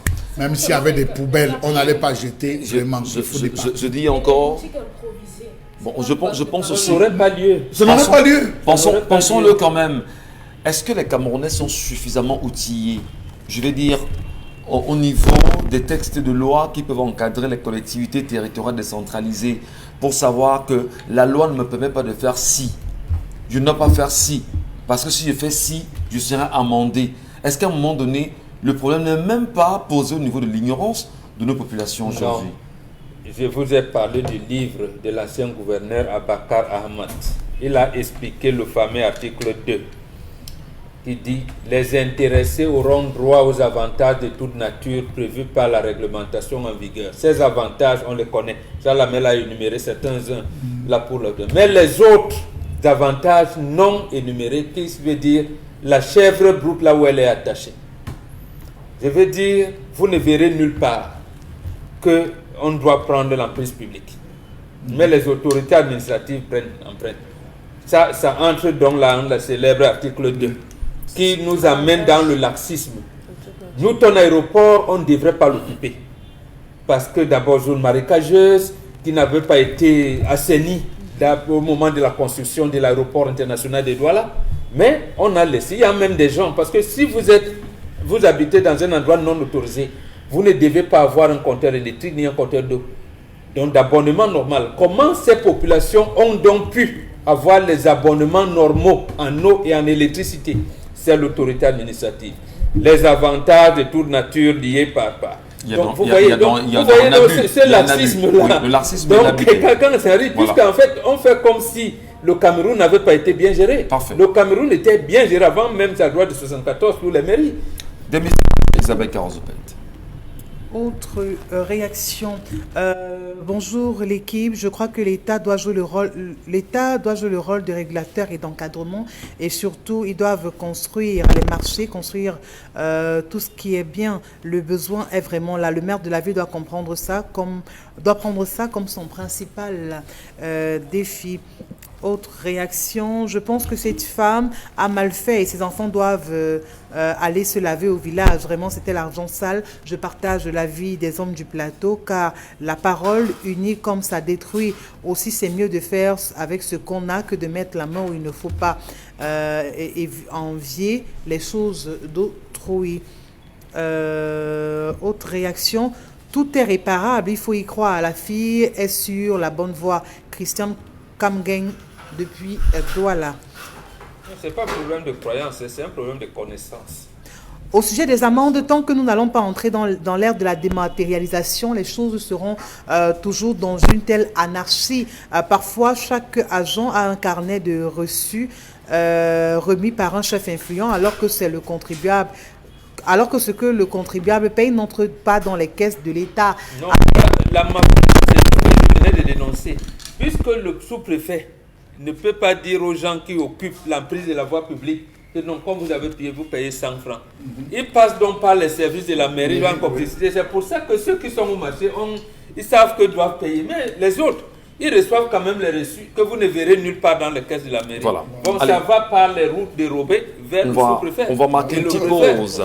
C'est pour ça qui a amené même le préfet des autorités du littoral à piétiner la circulaire de M. Sadi. Ça me rappelle encore en 2017. Allez, merci à vous, Mohamed Gan. On va marquer une petite pause. On ira retrouver Sorepco dans un instant sur ce plateau. Mais avant Sorepco, une question évidente est à poser. Qui sont ceux qui manipulent l'information aujourd'hui au Cameroun, notamment sur les réseaux sociaux?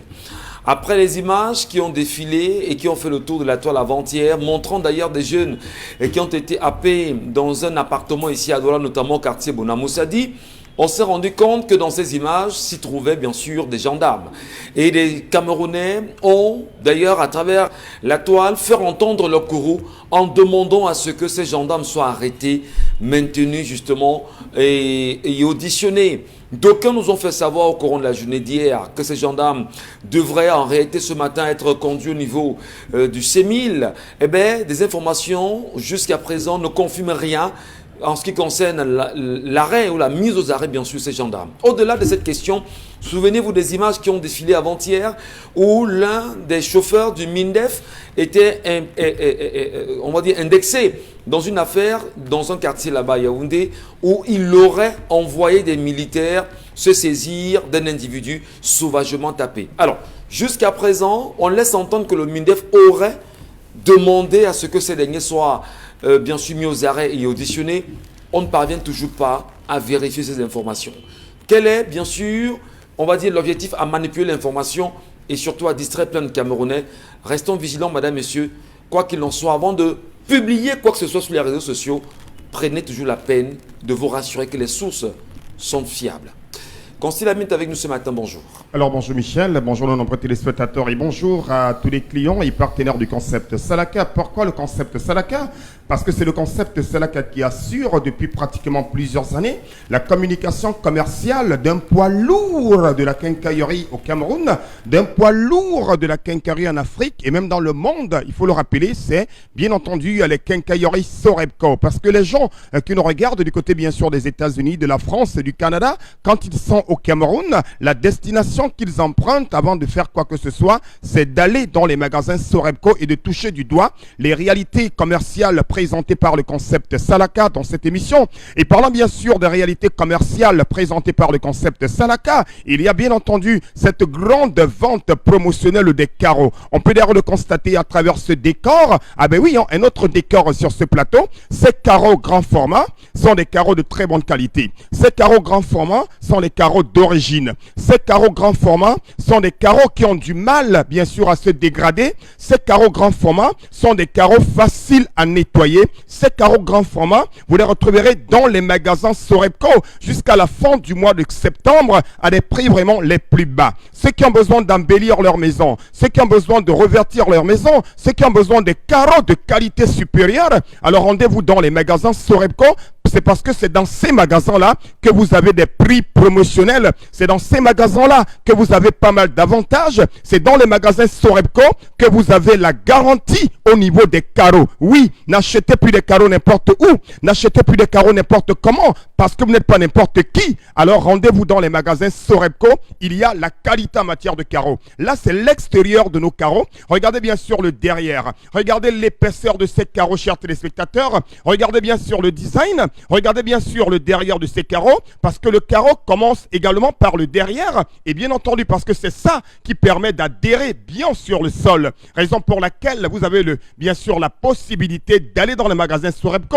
Ceux qui n'ont pas assez d'argent, qui ont besoin des carreaux, rendez-vous chez Sorepco, parce que Sorepco, c'est la qualité en matière de carreaux, et en plus de la qualité, il y a les prix les plus bas dans les magasins Sorepco. Nous allons tout de suite commencer la vente de ce matin par, bien sûr, cette première image sur laquelle vous retrouverez un avantage exceptionnel. Vous achetez 600 mètres carrés de carreaux. Oui, ceux qui ont les immeubles, ceux qui ont les grands bâtiments, ceux qui ont les grandes surfaces, 600 mètres carreaux, c'est rien. Ah ben oui, on peut acheter même 1200, 1800 mètres carrés.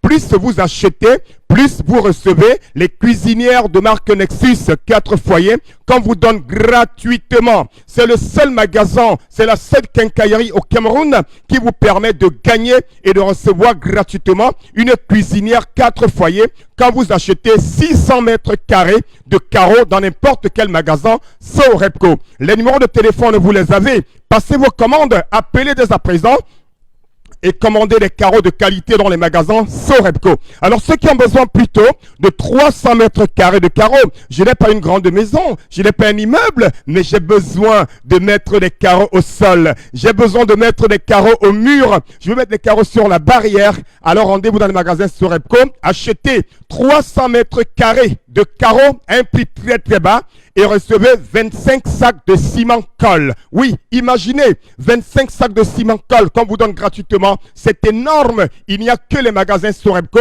qui vous permettent d'avoir 25 sacs de ciment colle gratuitement quand vous achetez 300 mètres carrés de carreaux grand format. Je précise, ce sont les carreaux grand format qui sont en promotion dans les quincailleries Sorepco. Et quand on parle bien sûr de grand format, c'est les carreaux 40 par 40, 50 par 50, 60 par 60, 80 par 80, au-delà même de 80 par 80 dans les quincailleries Sorepco. Nous restons toujours dans la promotion cette fois-ci pour prendre les quantités de 150 mètres carrés. Oui, parce que ce Sorepco, quelle que soit la quantité, vous gagnez. 150 mètres carrés de carreaux achetés sur Sorepco, vous recevez gratuitement une centrifugeuse neuve dans le carton pour ceux qui ont besoin de 50 mètres carrés, de 150, de 100 mètres carrés et même 25 mètres carrés de carreaux. On gagne, on reçoit quelque chose gratuitement dans les quincailleries Sorepco. Les carreaux de qualité, les carreaux d'origine, les carreaux avec garantie, les carreaux grand format, c'est uniquement dans les magasins Sorepco. Mototenye Sengaleba Tatan, Basango na Banyango,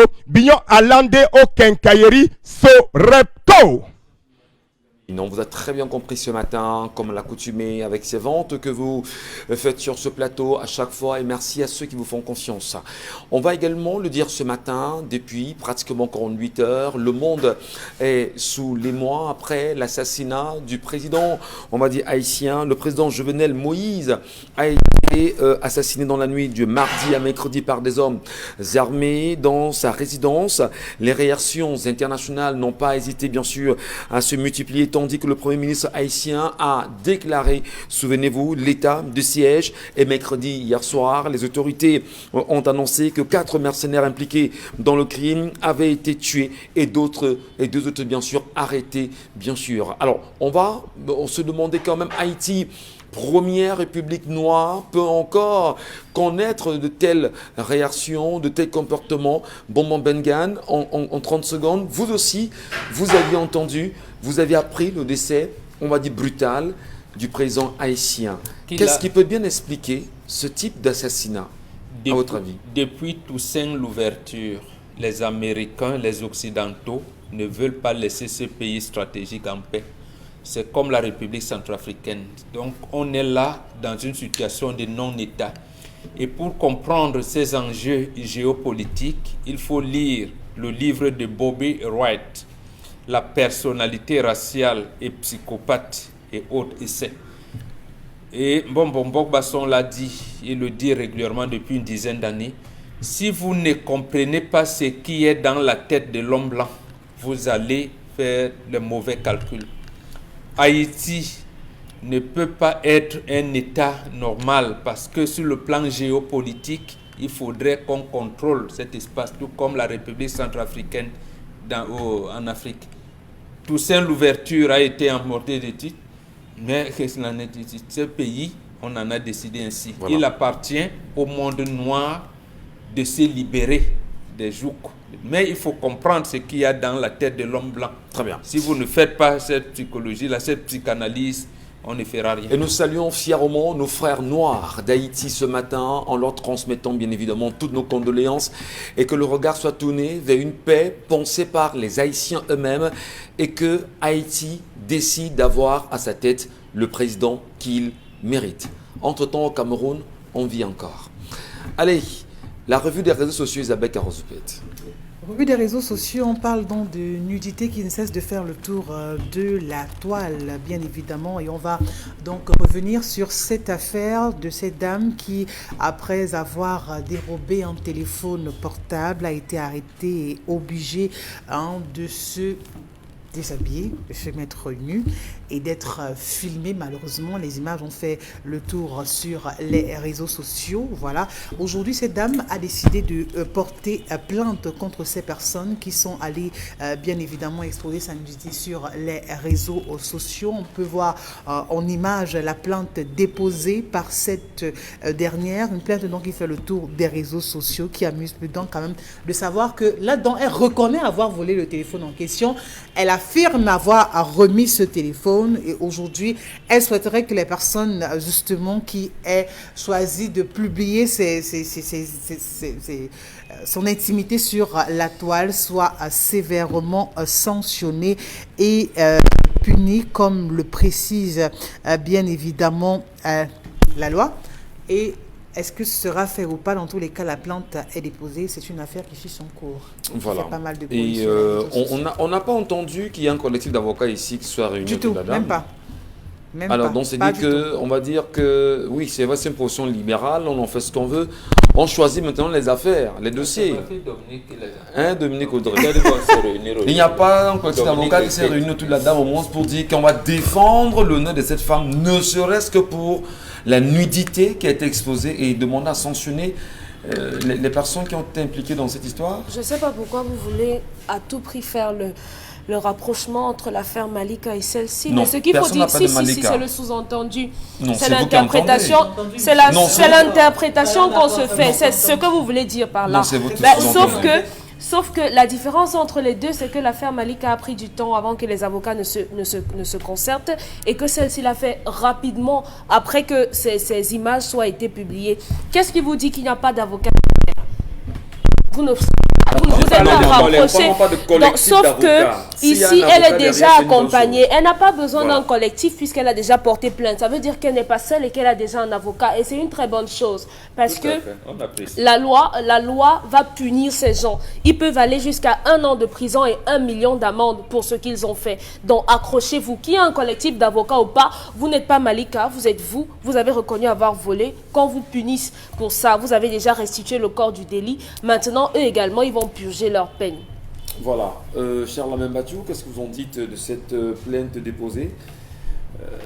Il faut faire justice ou pas? Monsieur Michel Ngachou, c'est-à-dire, l'autre monde s'y va à une vitesse que nous-mêmes, ça nous perd déjà, nous les traditionnalistes, ça nous perd. On n'a jamais vu ce genre de cas. ou c'est la personne qui a dérobé qui va porter plainte en disant oui, j'accepte, je reconnais que j'ai porté, parce que chez nous ici pour avouer c'est sous le fouet, parfois le bâton. Bon, alors est-ce qu'ils avaient le droit de le faire? Je dis non, M. Michel Ngatou, je ne changerai pas le point de vue. Je pense décidément qu'il faudrait qu'on se saisisse de l'affaire déjà elle-même. Lorsque vous voyez la formulation, je doute fort que ce soit d'elle. La formulation de la plainte, oui. Je l'ai parcouru, je doute fort que ce soit elle, parce que les tournures employées, M. Michel Ngatou, il faut bien lire pour comprendre les tournures employées, véritablement donne lieu à croire que c'est un avocat qui a fait. Autre chose, c'est qu'il y a un collectif de personnes, notamment des gens de la diaspora, qui sont entrés en contact avec elle, voilà, et qui ont décidé de mettre des moyens pour qu'elle puisse faire quelque chose, qui ont compris que c'est la faim, bon, on a écouté ce qu'elle disait, c'est la faim, la famine peut-être qui l'a amené à faire. Donc je crois que quels que soient les bords, il y aura une heureuse fin. Nous avons des gens de l'extérieur qui sont prêts à tout, sachant qu'on justifie, c'est la famine, vous l'avez dit tantôt, c'est la famine qui pousse les gens à poser ce genre d'action, mais vivement que tous ceux qui ces derniers temps se sont retrouvés à exposer la nudité, fut-il d'une seconde, d'une personne, d'une tierce personne, vraiment soit punis. Qu'est-ce qu'on dit de ceux-là qui, à travers les forums WhatsApp, les passent entre eux? Parce que là, Monsieur Michel Ngatou, ce qui est étonnant, c'est que vous avez des pères qui, même dans des forums de famille, se retrouvent à faire des mauvaises manipulations. Je dis des pères. Et quand je dis des pères, c'est des personnes vraiment mûres qui ont traversé la soixantaine et qui se retrouvent dans un forum à vous envoyer un X, excusez-moi l'expression. Et après, il dit, excusez-moi, je ne sais pas, mauvaise manipulation. Mauvaise manipulation. Ça, c'est quoi ça? Ou bien n'ouvrez pas. Hein? Après, il dit en bas, n'ouvrez pas. Vous voyez, c'est devenu une affaire où les gens se passent des choses. Dans les clubs, vous avez des groupes WhatsApp, des snack bars, parce que ça aussi, il faut le dire, des groupes de snack bars où les gens ouvrent et vous avez des clients privilégiés qui posent ce genre justement d'action et qui balancent dans les groupes. Donc ça circule sur tous les bords, vivement que l'antique, vraiment, vivement que l'antique existe. Non, monsieur Michel Ngatou, c'est grave. Vous le dites parce est-ce que l'antique existe au Cameroun? Vous le dites parce que monsieur Michel Ngatou, vous n'avez pas côtoyé des familles. Moi, j'ai côtoyé la famille d'une fille qui s'était suicidée parce que son petit ami lui avait demandé de faire de l'argent, d'emprunter l'argent à son père ou de voler l'argent ou de fabriquer quelque chose pour que le papa donne l'argent. Il avait des problèmes. Il a dit à la fille, tu ne fais pas, je vais mettre des images dehors. Il a pris les images. La fille a dit que j'ai demandé, mon père n'a pas donné. Il a pris les images, il a envoyé à son pote. Le pote a envoyé à la fille. La fille a vu. Lorsqu'elle a vu, elle n'a pas eu d'autre choix que d'aller boire la rata. Elle s'est suicidée. Monsieur Michel Ngatou, j'ai côtoyé cette famille. Vous ne pouvez pas imaginer ce que vivent les familles. Ce que quand quelqu'un vous dit que j'ai vu mon dos, j'ai vu la mort devant moi. Monsieur, la honte, même la honte n'est rien. Ça, je vous assure. Même s'il y a quelques jours, avec Julie Ngué, dans le programme Parole de femmes, des femmes ont quand même justifié ici qu'elles validaient le fait d'avoir des pratiques sexuelles devant des caméras. Ce qu'on voudrait bien sûr dire à nos petites sœurs ce matin, nos sœurs qui nous regardent, vous n'avez pas besoin. Vous n'avez aucunement besoin. Si et seulement si vous vous rendez compte qu'il y a un téléphone allumé autour de vous, alors qu'un vrai scandale soit activé. Franchement. On peut protéger nos compatriotes comme ça. Moi, et même pour ceux qui pensent qu'ils ont formaté le téléphone. Lorsque vous formatez le téléphone, ne pensez pas que vous avez tout effacé parce qu'il y a un autre lieu, un cache dans le téléphone où ça va se cacher. Il faut maîtriser véritablement les outils. Une fois que vous dites que j'ai formaté mon téléphone, je peux donner à quelqu'un, il y a toujours un lieu. Faites toujours attention. Alors, vraiment. Allez, merci. Oui, bon, voilà. Peut-être en quelques secondes. Qu'est-ce qu'on dit de ça? La dépravation a atteint un tel niveau que ça devient inquiétant. Et justement, hier, on avait tendance à condamner la femme seule, alors que c'est l'homme qui était derrière. Parce que lorsqu'on dit la prostitution est le plus vieux métier du monde, mais la femme ne se prostitue pas seule. C'est bien nous qui allons la trouver là où elle est. Et nous lui proposons de payer ses services. Et pourquoi on tendait à sataniser la femme seule? Voilà que ça nous rattrape aujourd'hui. C'est précisément parce que dès le départ, on avait mal posé le problème. Donc, et on n'avait pas posé le problème en condamnant l'homme qui va trouver la feuille au poteau. Donc, aujourd'hui, on a donc pris cela. Siècle après siècle, on a pensé qu'on était au-dessus de la société. Voilà. Et ça nous rattrape. Il faut les condamner les gens Absolument. qui se permettent de telles déviances. Il faut bien sûr, oui, Isabelle Carole, Michel, dire rapidement. aux femmes qu'il ne faut pas envier. Parce que c'est aussi ça d'abord. Moi, je crois qu'il faut d'abord commencer par là. Dire aux femmes qu'il ne faut pas envier. Voler un téléphone portable pour faire quoi? Pour vendre à combien? Pour assouvir quel besoin? Oui, on dira tu as faim, tu vas manger aujourd'hui, demain tu feras quoi? Non, je crois qu'il faut plutôt concentrer ses énergies sur autre chose. Comment faire pour vraiment mener une activité? Parce qu'on sait très bien que les femmes de plus en plus ont malheureusement cette tendance à vouloir tendre vers la facilité, à vouloir voir les choses qui sont extrêmement faciles. C'est des choses qu'il faut justement aussi condamner avec la dernière énergie. Très Parce bien. que voir une femme en train de voler, vraiment, c'est des choses qui ne nous honorent pas. Mais maintenant, par la suite, on condamne aussi le fait de publier des images sur des réseaux sociaux, encore qu'on parle quand même d'une femme, mais le corps de la femme, on sait très bien ce que ça vaut. Merci beaucoup Isabelle Carole. Hier soir, alors que j'étais en pleine émission avec l'émission Vie de ton sac, sur l'antenne Radio Equinox, j'ai posé des questions aux Camerounais. Où est la ministre de la promotion de la femme et de la famille? Ne serait-ce que pour l'éducation, ne serait-ce que pour sensibiliser, ne serait-ce que pour interpeller, ne serait-ce que pour parler aux femmes, ne serait-ce que pour dire aux populations, attention, c'est proscrit, c'est pas... Vous aimez provoquer. Non, comment la provoquer? Elle est ministre, pourquoi Moi, bon j'aime vous citer ici, même les internautes disent bon, tu reviens sur les mêmes choses. Est-ce que c'est pour ça qu'on l'a nommée? Pas ça, non? oui, je vous dis Mais que... si elle ne peut Non, donc pas faire son on l'a travail en nommée- tant que ministre de la promotion de la femme, qu'elle nous dise C'est- qu'elle ne peut pas, Non. simplement. Achidi Achou nous a dit que Politine Ndjangi, on crée les ministères pour récompenser politiquement. Donc elle fait son djangui, alors c'était les Camerounais. Si c'était ce pourquoi on l'avait nommée, cher ami, elle se serait positionnée depuis longtemps et on n'aurait pas attendu que vous fassiez une clameur sociale. J'aime toujours prendre l'exemple du ministre Ambassala quand il était aux travaux publics. Il dit, mais le texte qui me nomme me dit que je suis l'ingénieur de l'État. Je veux faire mon travail, on refuse. Voilà. Abakar Ahmadon Jessi, il dit, chaque fois que je voulais faire le travail, on me tapait sur les doigts. Bon, vous vous posez donc la question de savoir pourquoi on les nomme-t-il. Ça veut dire qu'en fait, il y a d'autres orientations qui sont considérées comme la vraie feuille de route que ce que vous connaissez Merci. officiellement. Merci beaucoup. Autre sujet Isabelle Carole. Mais on va peut-être dire aussi que cette femme peut être une malade, kleptomane, et qu'au lieu seulement de lui donner de l'argent, comme nos frères veulent le faire à l'étranger, ce qui est bien déjà, merci beaucoup, il faut également voir dans quelle mesure on peut, si jamais elle est malade, lui apporter une guérison sereine. Merci. Isabelle, autre sujet. Autre sujet, je vous propose de regarder ces images qui, on va le dire quand même, sont insoutenables parce qu'on regarde tout de même une personne qui soit en détresse. Et il faut donc préciser avec le concours de la réalisation qui permet qu'on regarde ces images qu'il s'agit justement d'un... Non, on parle de l'image 2 où on a donc ce prisonnier en détresse sur son lit d'hôpital et assis même d'ailleurs à même le sol. Il ne s'agit pas de cette vidéo d'Haïti, il s'agit de l'élément 2. Voilà, merci la régie.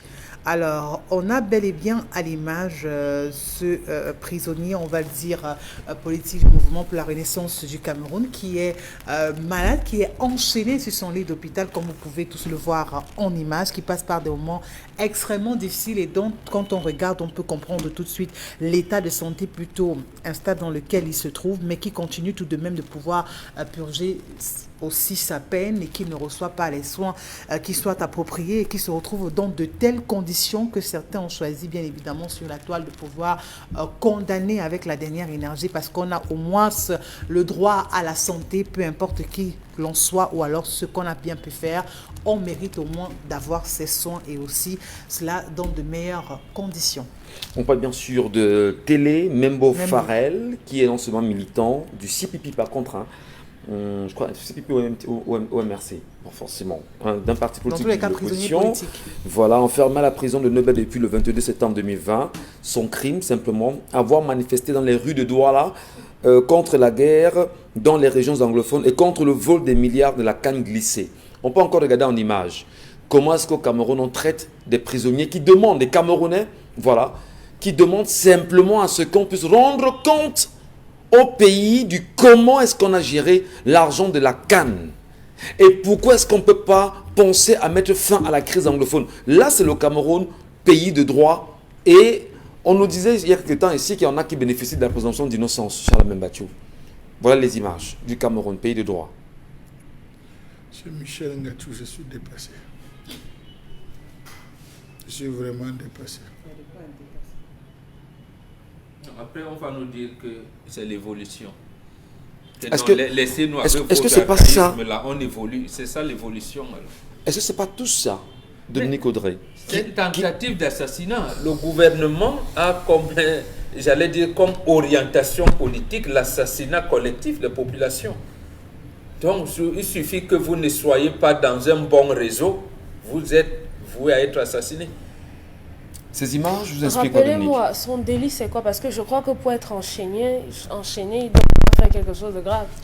Il est militant. Il est déjà, il a eu son procès, il a été condamné. Pas ou encore. bien- Pas encore. Il a Pas encore prévu. encore. C'est un prévenu qui est attaché dans son Ouais, lit. comme vous voyez là. Nous sommes à l'hôpital à Quintini. Voilà. C'est la présomption de culpabilité pour certains, présomption d'innocence pour d'autres. Et on nous a dit qu'il ne faut pas vraiment heurter la sensibilité de nos ministres puisqu'ils sont encore en audition. Vraiment, il ne faut pas jeter le Ce propre jour-là, sur ce n'est eux. pas une matraque qui a provoqué ce traumatisme-là. Parce que lorsqu'on voit ça jour, ce doit être une matraque. Les tortures qu'il aura subies, qui auraient forcément provoqué cela, et le voilà qui a... Heureusement que M. Michel Ngatou, demain encore, on aura les histoires des enfants qui porteront la malédiction de leurs parents. On va justement le dire que les images sont insoutenables pour beaucoup de Camerounais ce matin. Et lorsqu'on présente ces images, nous regardons, même s'il le dira, ça ne me fait ni chaud ni froid, le ministre de la Justice au Cameroun. Nous regardons le chef de l'État. Non, il faut le dire. Le ministre d'État en charge de la justice, garde des sceaux et magistrat. C'est un magistrat. Son adjoint est un C'est avocat. un avocat. Donc en réalité, on devrait avoir là un couple qui devait nous apporter, qui nous devait amener à l'évolution. Mais Logiquement. lorsqu'on est dans ce stade, à ce stade de Moyen Âge, parce que même nous, dans la société dite primitive, on n'avait pas ce type de comportement. Mais vous les évoluez, vous nous amenez à ce type de comportement. Et j'ai envie de vous demander qu'est-ce que vous appelez l'évolution? Et un état de droit? Oui, l'Afrique du Sud avait l'apartheid dans son corpus de droit, c'était aussi un état de droit. Dire qu'il y a aujourd'hui un peu plus de 162 Camerounais qui sont toujours maintenus, détenus dans les prisons camerounaises pour avoir choisi de marcher le 22 septembre 2020. Demandons simplement à ce qu'on fasse le rapport de la gestion ou de l'organisation de la CAN glissée. Premièrement, que l'on pense à ramener la paix en zone anglophone. Ça fait 5 ans aujourd'hui que ça dure et que l'on revoit le code électoral pour permettre aux Camerounais de penser à leur avenir de façon consensuelle. Qu'est-ce qui peut expliquer qu'on soit à ce niveau de méchanceté dans un pays comme le Cameroun et que les populations se taisent devant des attitudes de monstres comme c'est le cas aujourd'hui? Monsieur Michel Ngatou, n'oubliez pas qu'il y a des mamans dans certaines régions anglophones qui attendent toujours les enfants qu'on avait raflés dès les premières heures. Une partie était revenue, d'autres n'étaient pas revenues. On a dit qu'on les avait disséminés sur le plan national. On est toujours en train de rechercher ces enfants, ne l'oubliez pas. Pourquoi le Camerounais se tait devant de pareilles situations? Les mamans là Ils ne ne font se que taisent parler, pas. ne se taisent Est-ce pas. qu'ils se taisent? Oui, ne pas se taire, vous devez dire, Non, ils se saisissez taisent les pas. médias, faites-vous entendre, quel que soit Mais le ils problème, se font dénoncez déjà à entendre. à fond. leur niveau aussi. Il faut dénoncer à fond, il ne faut même pas se... Dénoncer parce que- à fond. Ils le font, Comment? ils le font, monsieur Michel. Tous les Ngatou, jours, allez ils le voir font. comment les militants du Regardez sur la MRC, toile, les oui. carcasses. Regardez ma pilon, la maman là. Personne ne parle plus, seulement Béas, personne n'en parle plus. Ils sont abandonnés à eux-mêmes. On se serait attendu à ce qu'on fasse abstraction de leur parti, La revendication portant sur le nord-est et le sud-ouest concerne tout le monde parce que de quelque façon que ce soit, on a des ramifications à cet endroit-là. On se serait attendu à ce que tous les Camerounais se sentent solidaires. On n'a pas demandé aux gens d'entrer au MRC, mais juste de dire nous voulons simplement la paix à cet endroit-là. Peut-être votre code électoral, votre canne, machin et tout ça, vraiment ça ne représente rien si les gens sont en train de mourir. C'est tout ce qu'on attendait. Même pas un hashtag Et ce jeune de homme, Dominique Audrey. et ce jeune homme a vraiment, lui, il est dans du bon côté de l'histoire parce que s'il meurt aujourd'hui, il mourra en héros parce qu'il a fait ce qu'aucun de nous n'a pu faire. Aucun. C'est choquant, c'est énervant, c'est outrageant. Ouais. Et on se demande où nous vivons. Et on le sait en ce moment, La moindre étincelle peut donner ce qu'on ne veut pas. Comme ça, comme si... Cet enfant doit être libéré. Ce garçon doit être libéré. Ce Camerounais doit retrouver sa liberté. Et on le dit aussi parce qu'on est Camerounais, quoi qu'on dise, malgré la neutralité, nous aussi, nous avons nos émotions. Consti Lamine, dans un instant. Avec le tapis de braise, cette Vous aimez fois-ci... le bon goût de la cuisson sur le grill, mais vous détestez lorsque vos aliments restent collés à la grille? Plus maintenant, avec le nouveau tapis de grill anti-adhésif Yoshi infusé avec du cuivre. Les chefs préfèrent cuisiner avec du cuivre parce qu'il chauffe rapidement et uniformément. Pas de point chaud de flambée, juste des plats juteux et tendres avec cette saveur grillée. Et puis le grill reste propre. Et regardez, des marques de grill parfaites en plus. Incroyable! Il est presque impossible de nettoyer un grill recouvert de fromage, mais le tapis anti-adhésif Yoshi rend le nettoyage facile. Griller du poisson feuilleté et tendre, facile à retourner. Des burgers juteux qui ne sont pas émiettés. Et regardez ceci, oignons grillés, poivrons, champignons, pommes de terre, rien ne passe entre les mailles avec le tapis. Il vous permet de griller vos aliments de façon uniforme et le grill reste propre. Ces grilles de camping sont dégoûtantes. Avec notre tapis anti-adhésif, les aliments ne touchent pas à la grille. Utilisez-le au four, au fond de vos plats. Ils resteront propres et les aliments ne colleront pas et glisseront comme par magie. Et il est lavable au lave-vaisselle. On va justement nous dire qu'on parvient toujours pas à ressortir ces images-là. Consti Lamine, bonjour. Rebonjour. Alors, bonjour Michel Gassou. Bien des choses à vous pour tout ce que vous faites à l'endroit des Camerounais que nous sommes, à l'endroit de nos nombreux téléspectateurs, parce que le dire, c'est une manière déjà pour vous d'apporter un soutien et beaucoup d'encouragement aux êtres humains que nous sommes. Raison pour laquelle je suis également là ce matin pour parler de cette grande promotion, pour parler donc de cette grande vente du côté bien sûr du magasin 1001 tapis. Nous étions là hier sur les tapis de braise. Nous revenons encore ce jeudi matin. Pourquoi nous revenons ce jeudi? Parce que nous voulons permettre à tout un chacun de vivre cette grande campagne de promotion sur les tapis de braise qui sont en vente du côté bien sûr du magasin 1001 tapis. C'est des tapis qui se vendent comme les bouts de pain. Vous êtes nombreux aujourd'hui à avoir ces tapis de braise et tous ceux qui ont acheté des tapis de braise ne cessent d'apprécier ces tapis de braise. D'aucuns l'ont même appelé le tapis magique. Oui, c'est un véritable tapis magique parce qu'il permet de faciliter la braise. Le tapis de braise qui se présente à l'instant à l'écran que voici est un élément de cuisine très important, donc chacun devrait l'avoir. Que vous soyez restaurateur, que vous soyez hôtelier, que vous soyez particulier, que vous soyez un braiseur dans la rue ou alors un braiseur à la maison, il est important d'avoir ce tapis de braise. En ce moment, il peut être vendu à tous ceux qui nous regardent en ce moment, que vous soyez à Bafoussam, que vous soyez à Loum, que vous soyez à Penja, que vous soyez à Tico, il est important d'avoir ce tapis de braise, encore appelé en anglais renfoncé tapis fobreza. En espagnol, on appelle ça tapiña bumbasui. Ça, c'est l'espagnol by Consti Lamine, tapiña bumbasui. Donc, chacun devrait avoir ce tapis de braise à la maison, étant donné qu'en ce moment, jusqu'au 15 juillet 2021, nous vous offrons un tapis de braise de plus.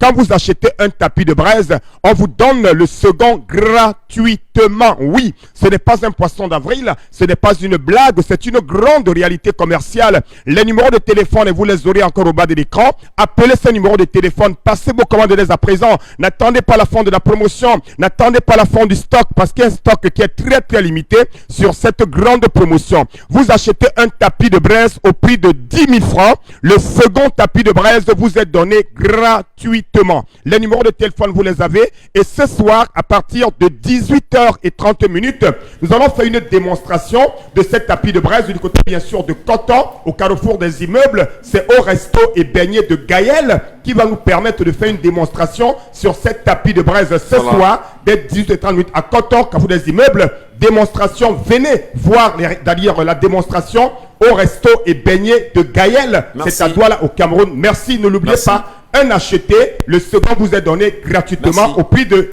10 000 francs. Merci beaucoup. Merci infiniment, Consti Lamine. Et bien là, madame, messieurs, on a terminé pour l'édition de ce matin. Nous allons vous quitter en prenant rendez-vous avec vous demain lorsqu'il sera 10h sur notre antenne. Mais surtout, en partant, nous allons bien sûr le dire au peuple camerounais ou encore au gouvernement camerounais, ne faites pas croire aux Camerounais que l'équilibre de la terreur est ce qu'il faut pour qu'on puisse revenir à la paix entre nous.